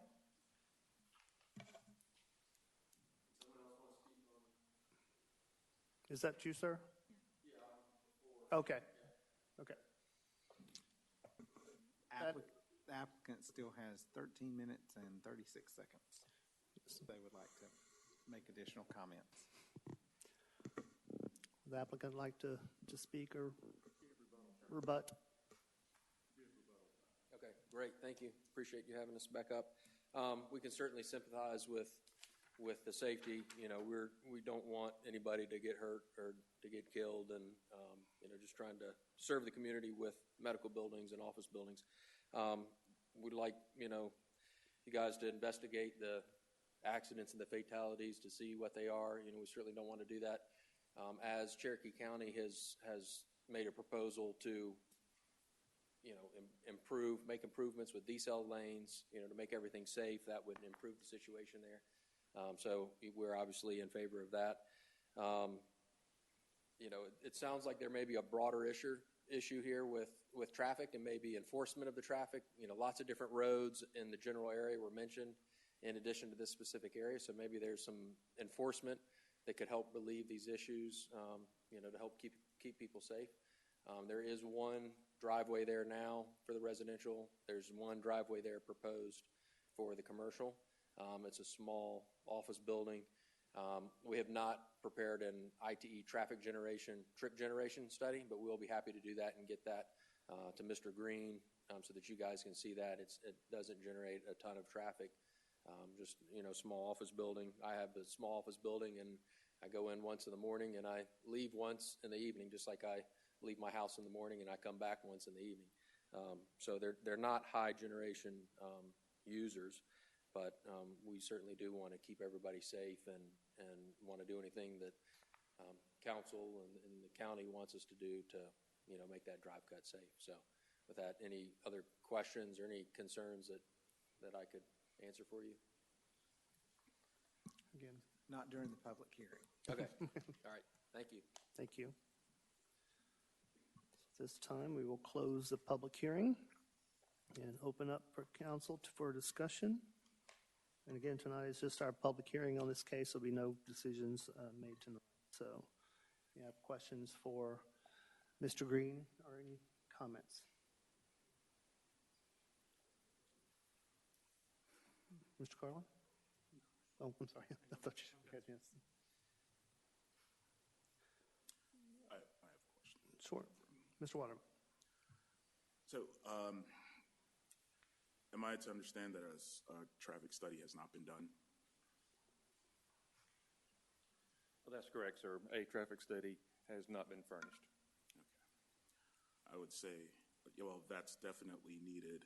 And I live close by there as well. And just yesterday, I had an appointment that I ended up having to cancel because of spending 20 minutes in between River Green and Marietta Highway. And I've witnessed accidents. I've witnessed people flying around school buses, everything that the gentleman has said. So I think definitely the traffic study needs to happen. And maybe some, an alternate to the driveway here, maybe utilizing Marietta Highway. But I would just love to see that traffic study gets taken care of and see the results. We can certainly request one to be furnished by the applicant. Mr. Carlin? I want to let Mr. Waterman go first. Actually, I grew up just down the road here, so grew up driving on this turn right here. Mr. Green, what authority does the city have in this area? This is a county road maintained by the county. Yes, Is it enforced by the county? Yes, sir. And is signage set by the county? Signage in terms of any kind of roadway signs? Warning signs, roadway signs, is that county or DOT? That would be Cherokee County. All right. And then when there are problems at a school bus stop, where does that fall as far as, I want to make sure I know what is something we have control over fixing and what's something we can ask somebody else to fix. A school bus, that can be a county issue or is that a school board issue? That would be both. Both. Okay. But I would assume that wherever there's a child catching the bus, that's where the bus is going to stop regardless. Right. Gotcha. There was talk about the reports of accidents and fatalities. Will your office can it work with Cherokee County? If Cherokee County is the one getting that information, is there a way we can have a report of that? Yes, sir. To know I can contact the sheriff's office and get a report on that intersection and that particular stretch of road for you. Excellent. And then you mentioned these 2 trees that are here. We didn't hear a whole lot about them. I'm just interested in what's going on with those 2 trees and what needs to be done. I know we have some tree rules in the city about what can be done and what can't. Can you give us a quick rundown on those 2? Well, as I mentioned earlier, Ms. McGrew mentioned one of them in yesterday's DRT meeting. Ms. Schmidt sent Mr. Patton a picture of it that a citizen had a concern over, hopefully probably to retain them. The largest one in the tree is some form of maple. It probably will be in the way of the improvement of the property. If you visit the property, and if you've seen the magnolia tree off to the left, that can definitely be saved. That's a very, very gorgeous tree, for lack of a better term. It's full. It is right on the edge, I believe, from what I could tell, of the 50-foot buffer. But I don't think that that the development of the property would preclude that tree automatically going. And has there been a discussion with your office and the applicant about their plans that they've submitted and retention of those trees? No, sir, not yet. We will formulate our possible suggested conditions after the public hearing, and we'll be in touch with the applicant and letting them know what we are considering or thinking about for possible conditions. I think that's all I've got, but I might come back. All right. Thank you, Mr. Green. Mr. Green, I did notice in the report, as you mentioned, that the county had issues or concerns regarding the proposed driveway configuration on Butterworth Road, correct? Yes, sir. And they would have approval, or they would have authority over where that would be located if that project was approved, correct? Yes, sir, that is correct. Also noticed in the report that our police department had concerns in regards to the traffic and entry point in the development. Yes. Is that the same entry point that the county has concerns over, or is that the entry point on Marietta? No, that's the point on Butterworth Road. Okay. So our police department was concerned with the same issues that the county had, traffic and? Traffic, the curves, the speed. Captain Tucker had mentioned all of those in his request for comments. Okay. That's similar to some that were brought up tonight. Okay. Okay. I would like to follow up, thank you, on Mr. Carlin's request, and I totally agree with that. I would like to see if we can get it from the sheriff's office, 5 years of data, because I'm very interested in how this is trending. So if that's possible, could we gather information for a 5-year period? I believe that will be very possible, yes, sir. We'll get on that tomorrow. Thank you. Schmidt? Thank you. I also live here and drive Butterworth at least once a day and have since 2006. I just want to clarify that the request before this council is a request to annex and rezone 1.16 acres. Yes, ma'am. This plan in front of us is just a proposal so we know what the applicant wants to do with it in the future. But the request to annex and rezone is not an approval of these plans in front of us. Is that correct? That is correct. There are some jurisdictions, if they approve a zoning, it will be site plan specific. City of Canton has never done so. Would you say that again? There are some jurisdictions when they have a rezoning before them, and if they approve it, they will approve it site plan specific, meaning whatever site plan was presented during the application is what has to be built. The City of Canton has never had that stipulation as long as Mr. Patton and myself have been here. So, hypothetically speaking, if this annexation and rezoning were to be approved, and it will not be voted on tonight, then we still don't have control over Butterworth Road or where the entrance and exit go. Is that correct? Because it's still a county road. The land would be in the city, but Butterworth Road still belongs to the county. Yes, ma'am. That is correct. So could we couldn't say where an entrance or exit could go? At this point in time, there's still conversations going on between the county traffic engineer and the applicant, and I do not think that they have reached a consensus yet as to where that entrance would be located on Butterworth. Are we expecting all this information that council's asking for and those discussions to be completed in the next 2 weeks? We can certainly try. Okay, thank you. Is it possible that a traffic study could be completed in 2 weeks? That would be the one issue that would probably take the greatest amount of time. I don't know what assets or resources the applicant has to pull the traffic study together in such a short amount of time. If they don't have it by the voting meeting, the application can certainly be tabled for X number of days to allow him adequate time to get that information to you. Yeah. I just believe I heard the applicant say that they were willing to provide that. So that was a question I would want to know, a timeline on that as soon as possible. Follow up to Ms. Schmidt's question on the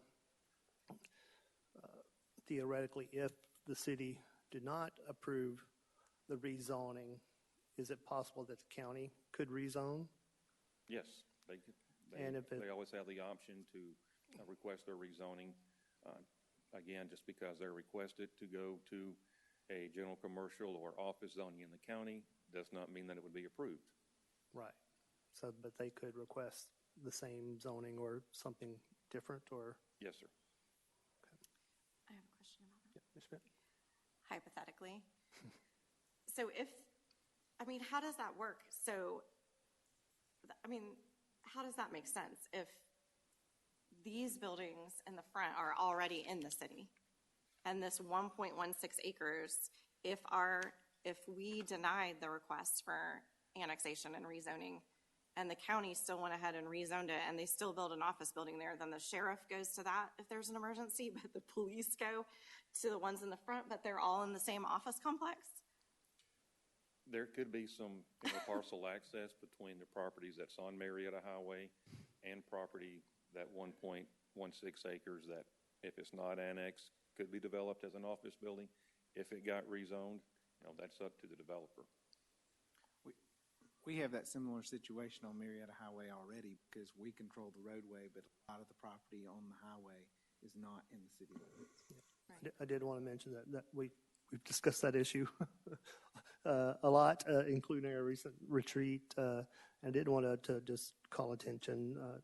I'm sure citizens may be aware, but the townhouse development that was recently constructed there is in the county, not in the city. So the city did not development. So that just demonstrates the issues that are in that area, that there is a lot of property and developments that goes in and out of the county in the area. So there some of those issues do exist. So. Mr. Patton just mentioned that all of the sewer flow would be directed toward Marietta Highway.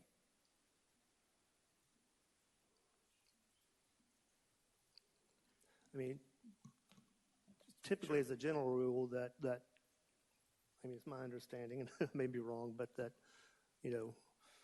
commercial office institutional generates much less traffic than residential. But, again, this is this is in a, unique location, so. Mr. Carlin? If I just want to follow up on Mr. Patton's comment about the sewer. If it's flowing towards Marietta Highway, that means it's flowing for us? Yes. Gotcha. Thank you. No sewer on Butterworth. Very good. That's part of the reason it's showing is a whole complex, if you will, interconnection. Thank you. Ms. Wilson? I just wanted to, I know that you don't know who would be renting the office space, but do we have an idea about how many more people would be using this road if this was rezoned for office? Not at this time. That's what the traffic study would reveal. Also, I know that Cherokee County is doing a traffic study right now. Do we know where they are with their traffic study, that we might get some information about this particular area? They just have started that master plan on Old Highway 5, so I don't imagine they're advanced in that. I doubt and it's a it. county-wide plan from Woodstock to Ball Ground. So, Ms. McGrew? I wanted to say to you that if this is a commercial property that offers services such as medical, dental services, it would generate a lot of in and out traffic, more so than residential, because customers would be going in and out all day. If it were an office building such as this, where people just go in and work, it would be less traffic. Probably my point, I wasn't clear that for services, it would be like throughout the day and not like I know there's a lot of issues throughout the day, 7 days a week there, but a lot of issues in the morning and around 5. So those, my understanding from what is being proposed, like a dentist's office, wouldn't be that typical traffic, but as a general office, it'd be throughout the day. But Ms. Schmidt? I was just going to follow up. We've talked about these holes all over, especially the Marietta Highway area where it's city, county, and even our own residents don't know what's going on. So I don't mind the idea of this 1.16 acres being annexed into the city of Canton, but it feels like not enough information to do something like that and then just say, good luck dealing with the county. Let's see how they build 2 ways in and out on this curve that I know it does sound like hyperbole when people get up and talk about it, but it's emotional and it really is not a safe curve. So. I do believe some of the data, such as if we did get, death statistics and some of that thing will certainly help us make a more informed decision. But also, Mr. Green or Mr. Patton, are you aware of any planned road improvements at that intersection? That's part of what the staff's going to be following up with Cherokee County. Steve and I talked about that this afternoon. The staff will be in active discussions, if you will, with Cherokee County Transportation Engineering as it relates to what they're looking at for improvements associated with this project. If it moves forward, they've already indicated most likely it's going to require a left turn lane, a decel at a very minimum, but the staff will be having discussions with the county on this moving forward. Are you aware, outside of this project, are there any, I know there are issues there existing, are you aware of any planned or plans at that intersection? That's one of the things we were going to ask the county if they had any short-term or long-term plans for improvements along Butterworth. Okay, so thank you. Can provide that before the next meeting. Okay, thank you. I know there's been some discussions there, but I don't know where they are in the process. Mr. Carlin, did you have anything? I think that answered it. Okay, my question was just me. Want to make sure I absolutely agree with Ms. Schmidt. It's 2 separate issues. One, does it come into the city? And that's one thing. And then 2 is, what does the county do as far as these entrances? I'd kind of like to know what the county's going to do with the entrances before we say we want to buy that pig in a poke. Right. Ms. McGrew? Mr. Green, can the city council put a condition on the zoning that it be office space only that does not offer services such as medical or dental? I'm going to defer that question to the city attorney. I don't know that the city could actually restrict the use of a property like that. That might be a taking. Probably not, because that's really restricting a use that would really otherwise be allowed in that zoning, so that's probably not a condition that you could add in terms of the use. I mean, you could get specific with other components, but probably not saying you can have this, but you can't have the full uses of the zoning. Thank you so much. If we could ask staff to sort of give us an overview of all the information that's been asked this evening. I know there's a lot of information, but so we could try to get a handle on this and figure out the best path forward before the next meeting. So, Mr. Tolan? Mr. Green, as it relates to the traffic study, for the benefit of the public and everybody here, can you, not to get too granular, but can you give us some finer detail in terms of what that's looking at, what's being analyzed, time of day? I'm assuming that there would be a marquee of some sort that would gauge traffic patterns and things like that. Yes, sir. Okay. One of the main things that they would be looking at would be peak travel time, when the most cars are on the road. That can be, say, morning rush hour, afternoon rush hour, days of the week.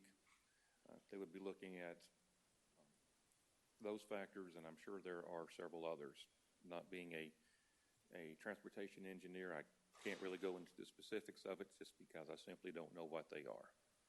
And in terms of what drivers will see, typically, is a unit, does it not look like it's on? In other words, people see something in the road that they're not used to seeing, they're going to hit their brakes. And I always caution, activities that are going to lead us to conclusions based on, not real data, if you will.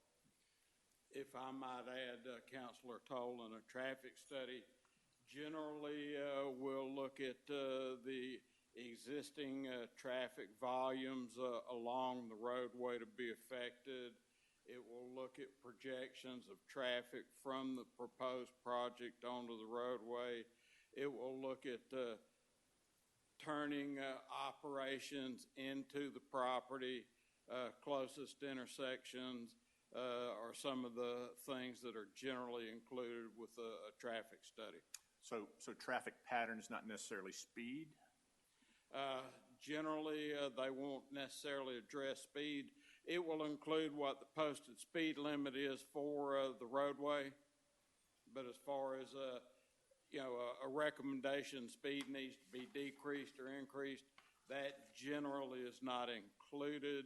They will include recommendations of what types of improvements might be needed for the roadway based upon that particular project that is being proposed. Not to be argumentative, but it seems that some of the feedback from the public is that speed seriously seems to be an issue. So is there any way we can include that analysis in the traffic study?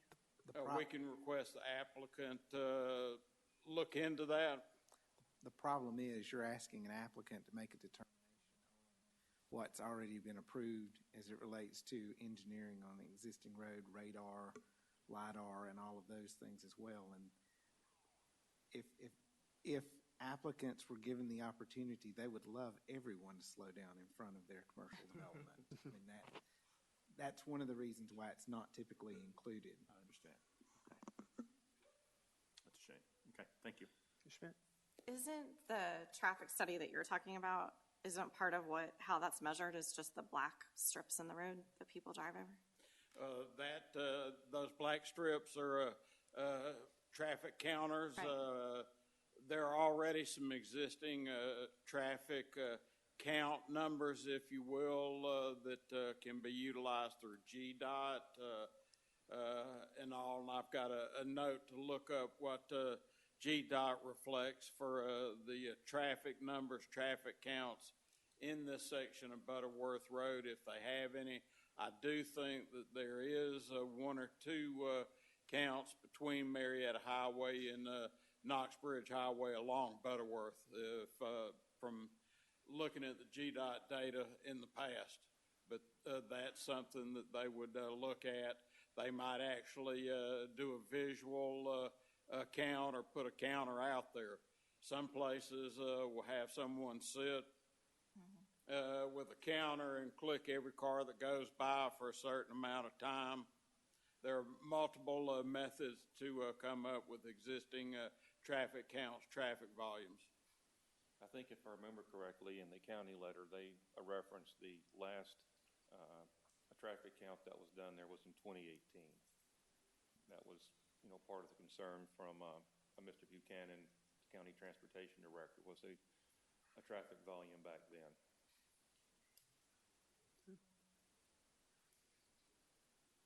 Further questions, comments? Thank you.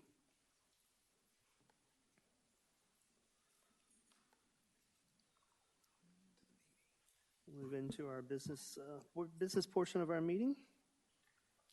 You have in your packet 2 sets of minutes, one from our council retreat, draft minutes from February 12th through 14th council retreat, and a council meeting draft minutes from February 17th, 2022. Any comments, revisions, additions, or motions? I move to approve. Second. A motion to approve and a second. All in favor say aye. Aye. Opposed? Nay? All members?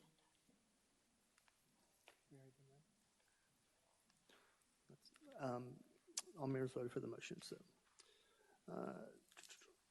informational items you have in your packet, the January 2022 financials.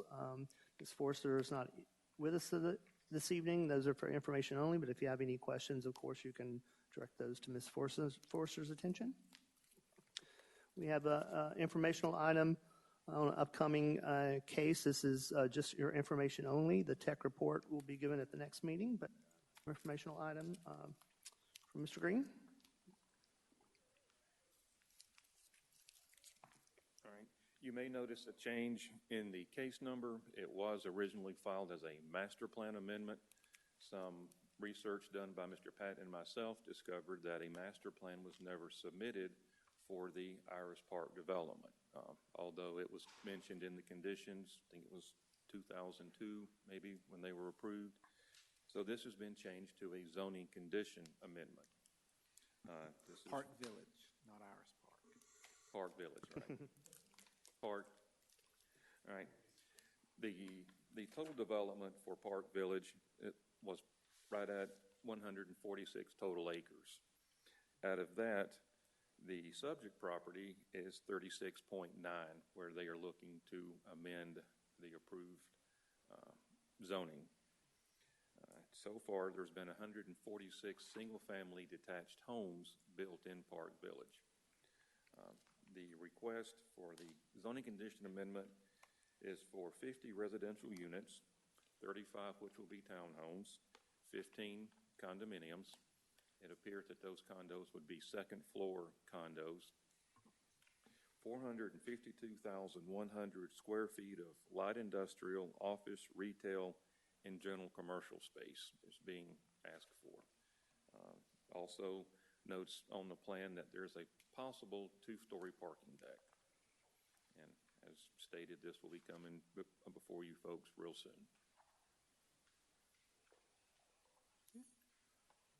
And part of it will be based off of the Hurd Road extension, as this extended from, I think it's Bluffs Parkway and on over.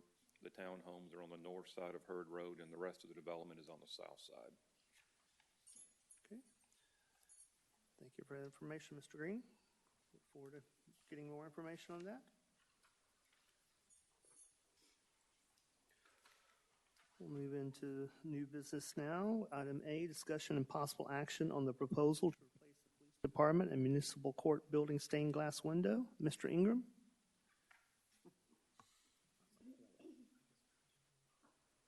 Good evening, Mayor and Council. You have in front of you a quote to replace the main stained glass window at the Public Safety, the PD and Municipal Court building. If you recall, council formally approved replacement of those stained glass windows back a couple of years ago, as far back a couple of years ago. The city reached out to obtain RFPs. We had some difficulties in getting RFPs because of the complexity, the sensitivity, the historic nature of those stained glass windows. We did end up, because we're having difficulties, we split those projects into two, the main glass and all of the other stained glass windows. Last year, we replaced all of the other stained glass windows at a cost of about $100,000. Now, I think, at least speaking for myself, I think they turned out very nice. They looked good. They're low E. They're energy efficient.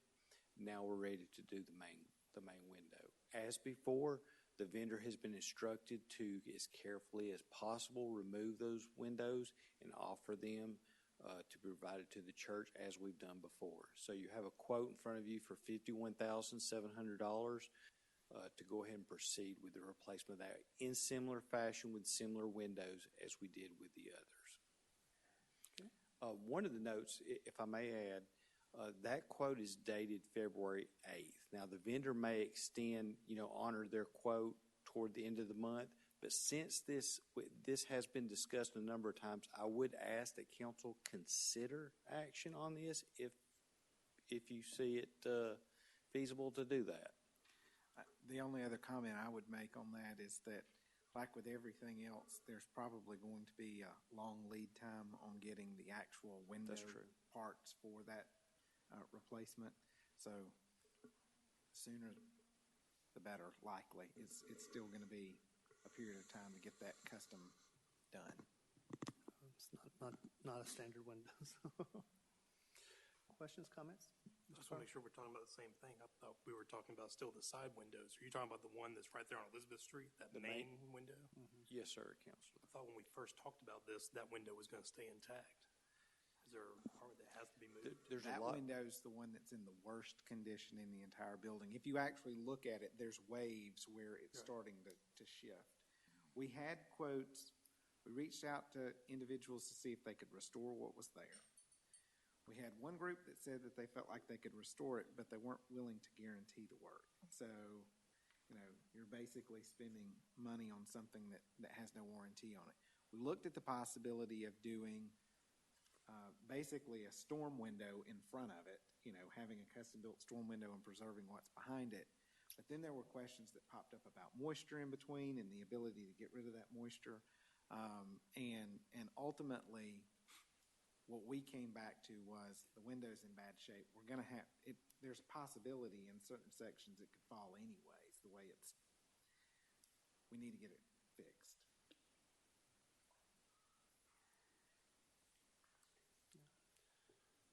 It's a beautiful window, a shame, but I understand the condition it's in. So. Questions, comments? I'd like to make a motion. Sir? I would like to move that we replace the police station, the police department and municipal court building stained glass window. Authorize the mayor to sign the replacement. Thank you, Ms. Schmidt. And that's my motion.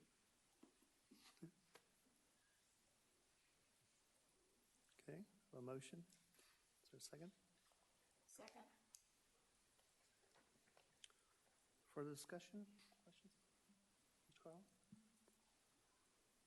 I think we're talking about changing a pretty iconic piece of downtown Canton.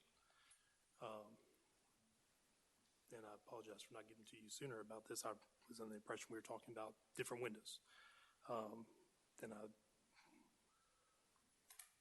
like to see us hold on, unless there's a reason that we have to vote for it right now. I'd like for us to hold off for a couple of weeks. I want to see, I'd like to know that we've done everything we can to try to preserve that piece of Canton, of an iconic building. and before it is removed. Don't know that's going to change anything, punt in 2 weeks, but I do think that I'd like to have an opportunity to talk a little bit more with Mr. Peppers, Mr. Ingram about people trying to preserve it and how far we cast our net and those kinds of questions. Because if there's a way that we can keep it, I certainly want to hold on to that heritage if we can. One of the things we did talk about was if we move forward with a new window, is actually having a screen put on the window to mimic what was there before as the stained glass. I mean, it's basically just, it's the visual representation of what you see coming up Church Street. It's not necessarily, you can't even get up there anyways to touch it. It's kind of high up. But if we can take a picture of what's there and replicate it on film that goes on that window, it gives you the same impact, but you have a much better window in place and you don't have the issues of replacing it in the future and warranties. When the window comes out, is it coming out in one piece? No. Pieces. Almost all of the other windows that came out came in pieces. We delivered those to First Baptist Church. First Baptist Church then turned around and sold those to some of their churchgoers as a fundraiser. And so could we not take the pieces out and put them back together and like put them in the History Center or something? If I may, as Mr. Pepper said, that window in general is in disrepair. There's some water infiltration. I think that's one of the reasons why we did 2 RFPs and we got no proposals back, is there were a lot of people saying, I'm scared to touch that glass. And even as we're doing it now, the contractor's saying, we're going to be as careful as we can, but we're not going to make any promises. So could they be and I think, Councilor Schmidt, to answer your question is yes, but also those costs are going to be how expensive does the city want to pay to have somebody come in and take the inordinate amount of time to remove all that, remove the lead, redo the soldering or whatever it's called, forgive me. But I'm sure that had something to do with the reason we got so few proposals back, and I couldn't start to fathom how much that would cost. I don't know. Yeah, I mean, I think I'd like for us to try to fathom if we can. It's one thing to be able to say, ladies and gentlemen, we weren't able to preserve this. The cost to preserve it was this much, and that's astronomical, and there's no way to do it. But look, we did the legwork, and we tried to find a way to do it if we could, and it was just not feasible. We would probably need to, if you want to give it a couple of weeks' thoughts, probably need to reject this proposal and let us do a whole nother RFP to do that. The other stained glass windows, were more typical. I know this one is, it's major and it's huge and it's custom, and I mean,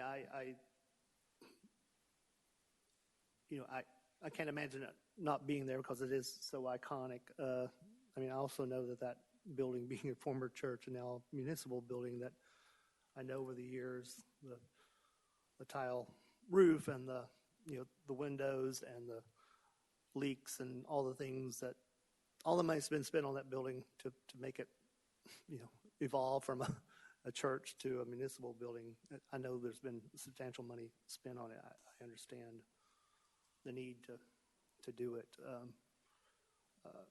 I had thought about the printing, photographing it high resolution and putting the film over it. I mean, there are processes that you literally cannot tell the difference, especially if you're that far away from it, which I thought might be a good solution. But I understand the need to do it. I know it's not going to be, and we can wait. I know you guys have done some due diligence, but I don't know that's going to, put off the inevitable of having what we're having to do there. So, but I certainly understand and respect the concern. So, Ms. Wilson. Certainly not a question where you guys didn't do the work. That's not at all what I'm trying to say. It's been a long time since I was a member of that church, and I can't remember if if that particular window has a name on it that a family gave that window in memory of someone. I don't think it does it? It doesn't. And in fact, none of the windows that we took out had any scenes Right. in it. So the historic significance is sort of not really minimized, but somewhat minimized because it is not in memory or in honor of someone. It really is. The stained glass windows that were in that building were really just designs. There was nothing beyond the design. Right. I don't know if there was ever a different window in there. I know there's been several First Baptist Church buildings in that corridor. I think that one came in after that second fire. So do we know if we have a photograph yet that would work?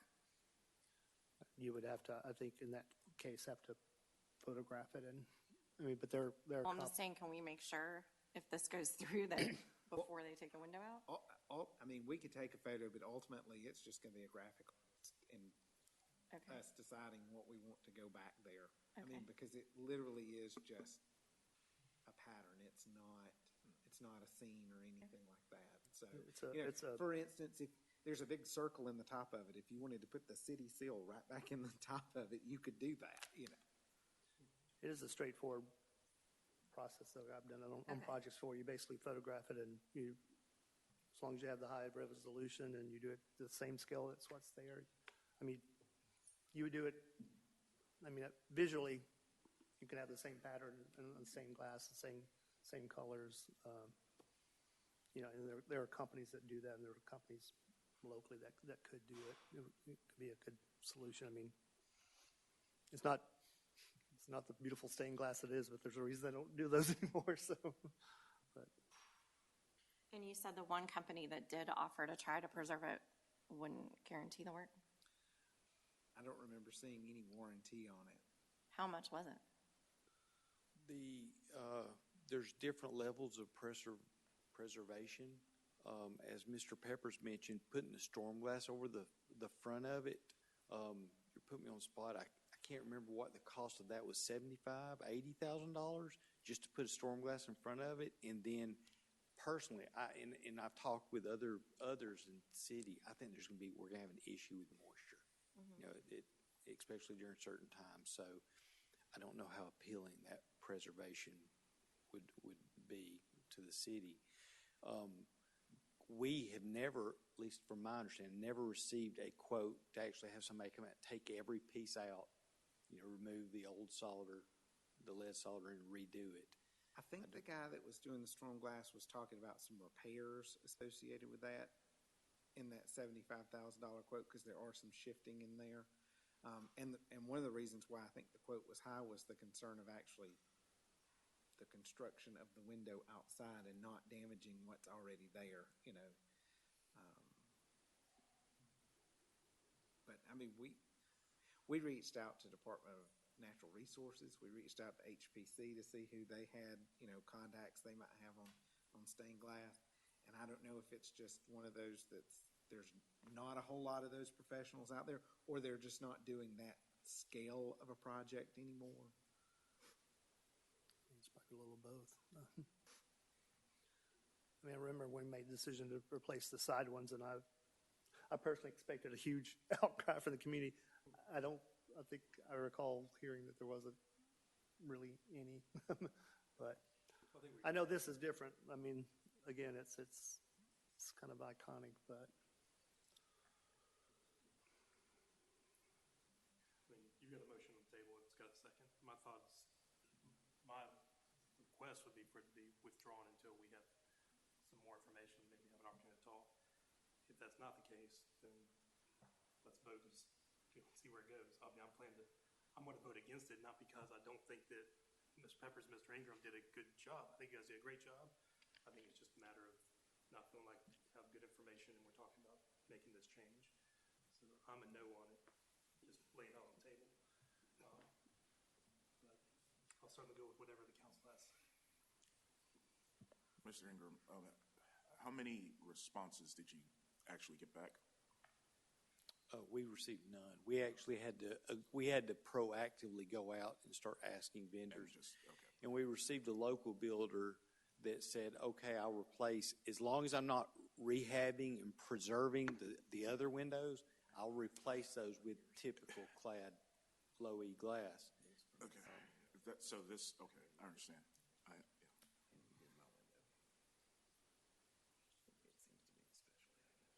Okay. Any other comments? No motion and a second. All in favor say aye. Aye. Opposed? Nay. Nay. Nay.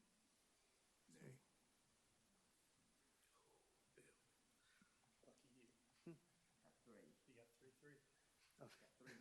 Oh, did you say no? I nay. Okay.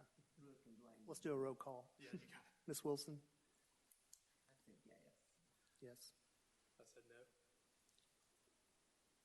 No. Yes. Yes. No. I hate y'all. Sorry, Bill.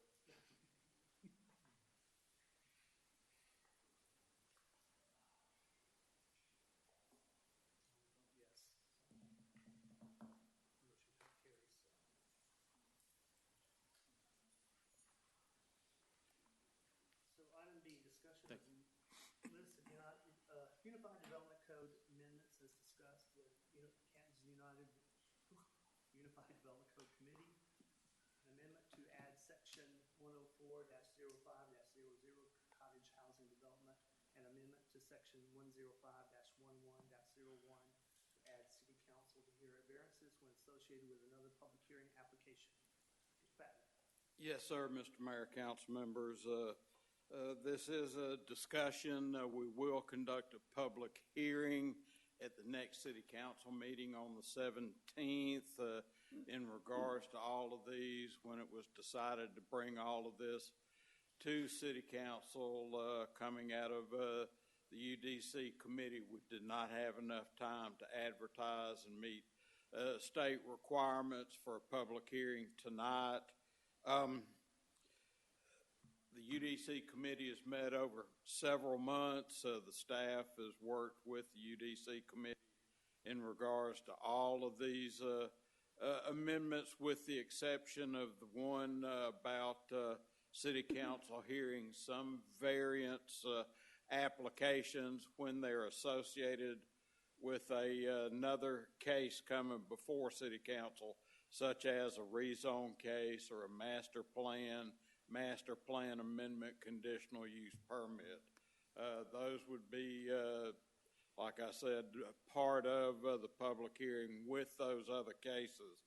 A standalone variance still would go to the Board of Appeals. The cottage housing or development ordinance was discussed at great lengths, if you will.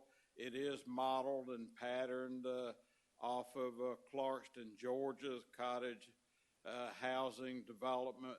We did receive permission from Clarkston to utilize their ordinance in preparation of that. The UDC committee did want to bring that forward for the full council.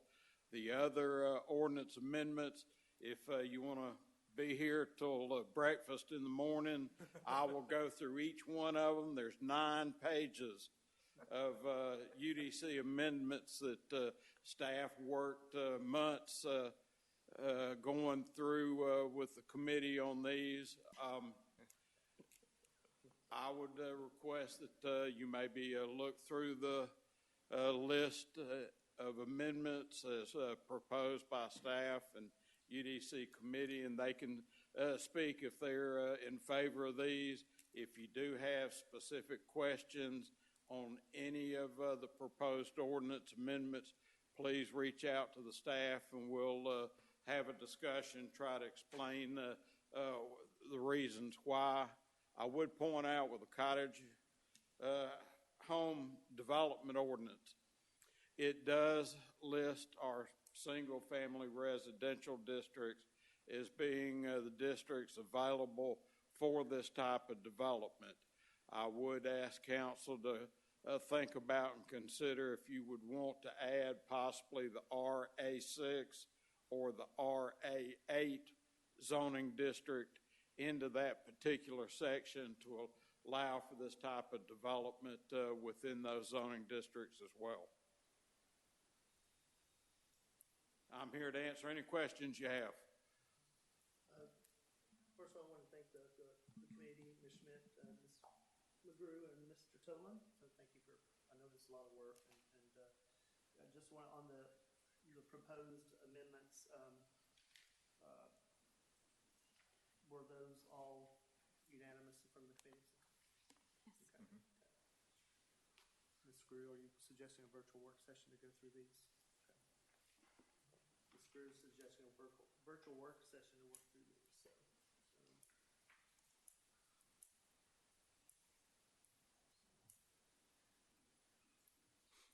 I just wanted to say thanks to Mr. Patton and Mr. Green and Bethany and everyone for putting up with us all these months and doing all this work. We really appreciate it.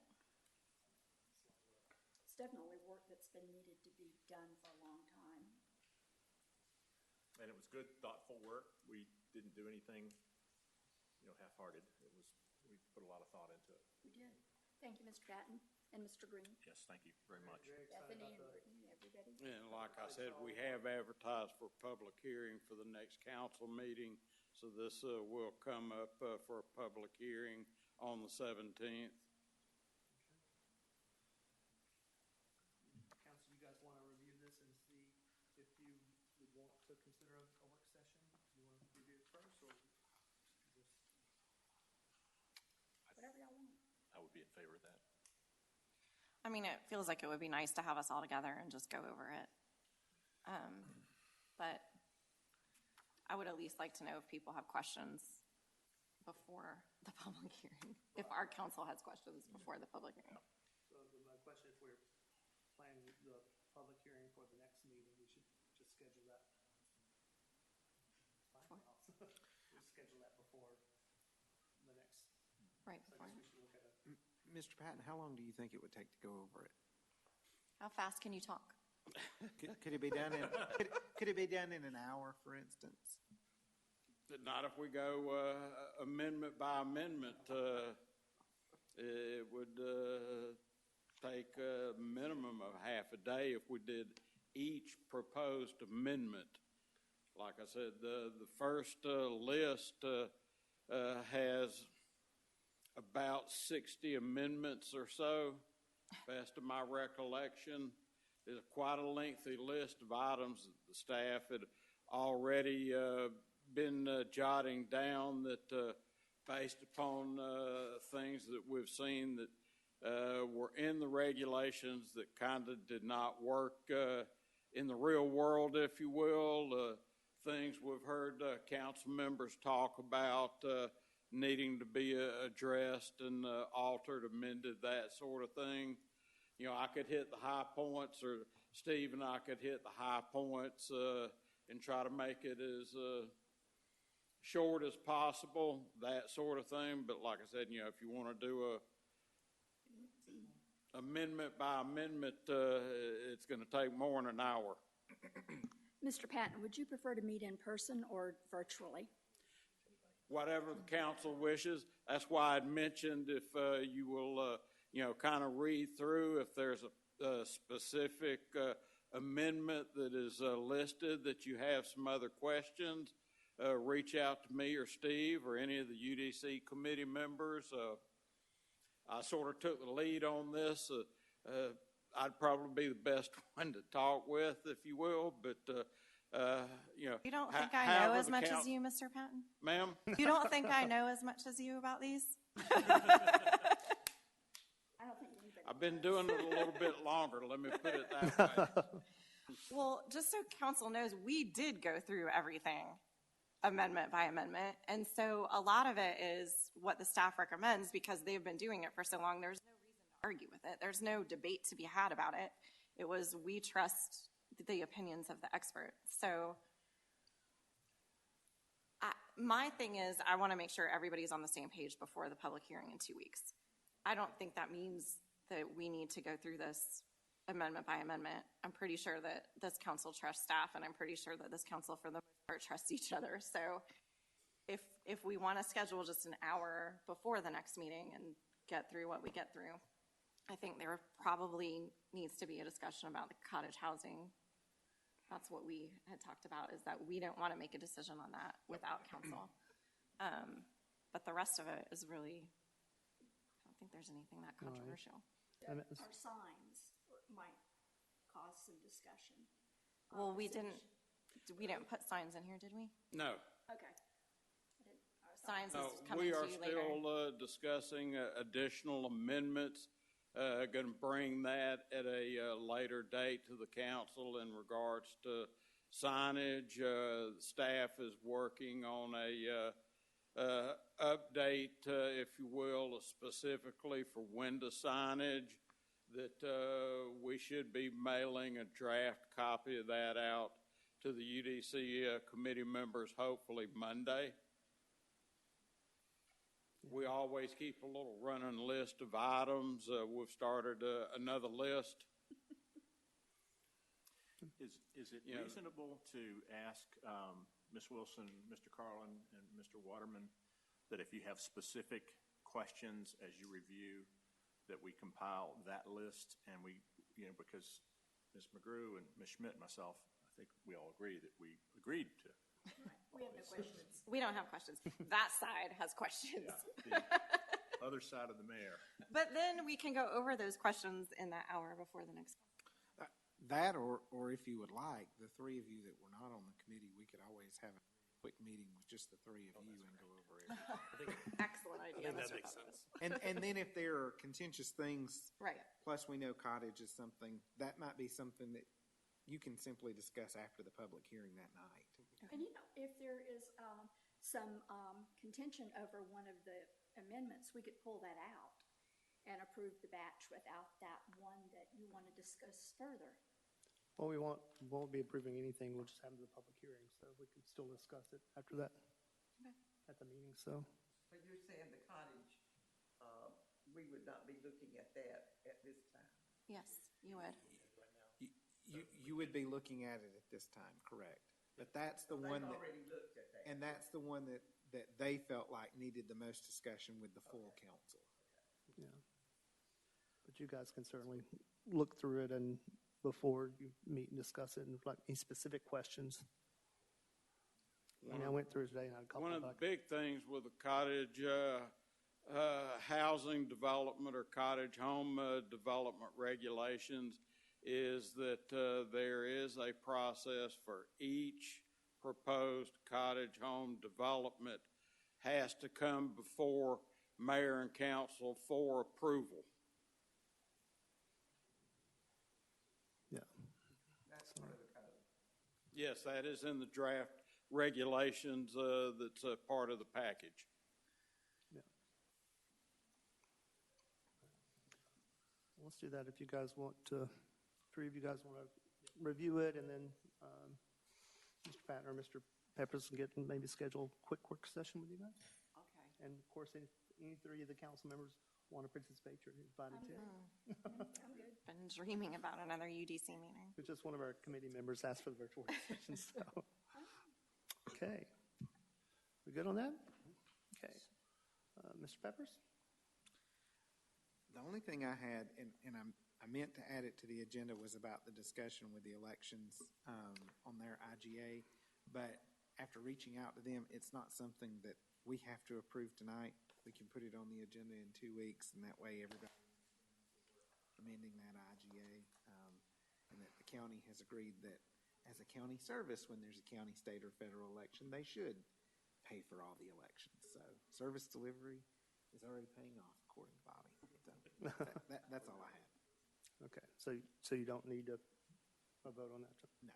Okay. To have one tonight. Okay. I just have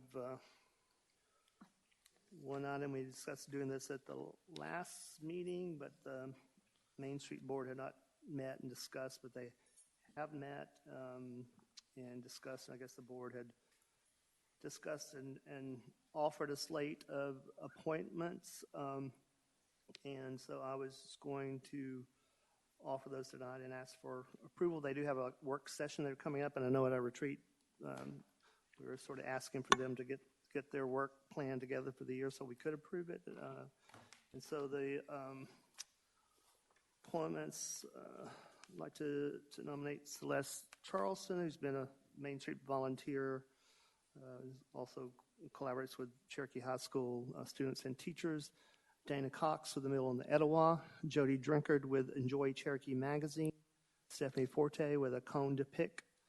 Megan Gardner with Mayberry Acres. Todd Hogan with Branchwater. Danielle Kitchen, who's a downtown resident but also serves on our tourism board. And then Maria Sims with Maria and Sims Realty. That is 8 positions. I believe there are 8, possibly more, open that could be appointed to Main Street at this time. So those appointments, if there is a second. Second. Okay. So, okay. All in favor say aye. Opposed? Okay, thank you. Members voted for the motion, so that's all I have tonight. So entertain a motion to adjourn. Motion to adjourn. Second. Most, all in favor say aye. Aye. Opposed? You are adjourned, so.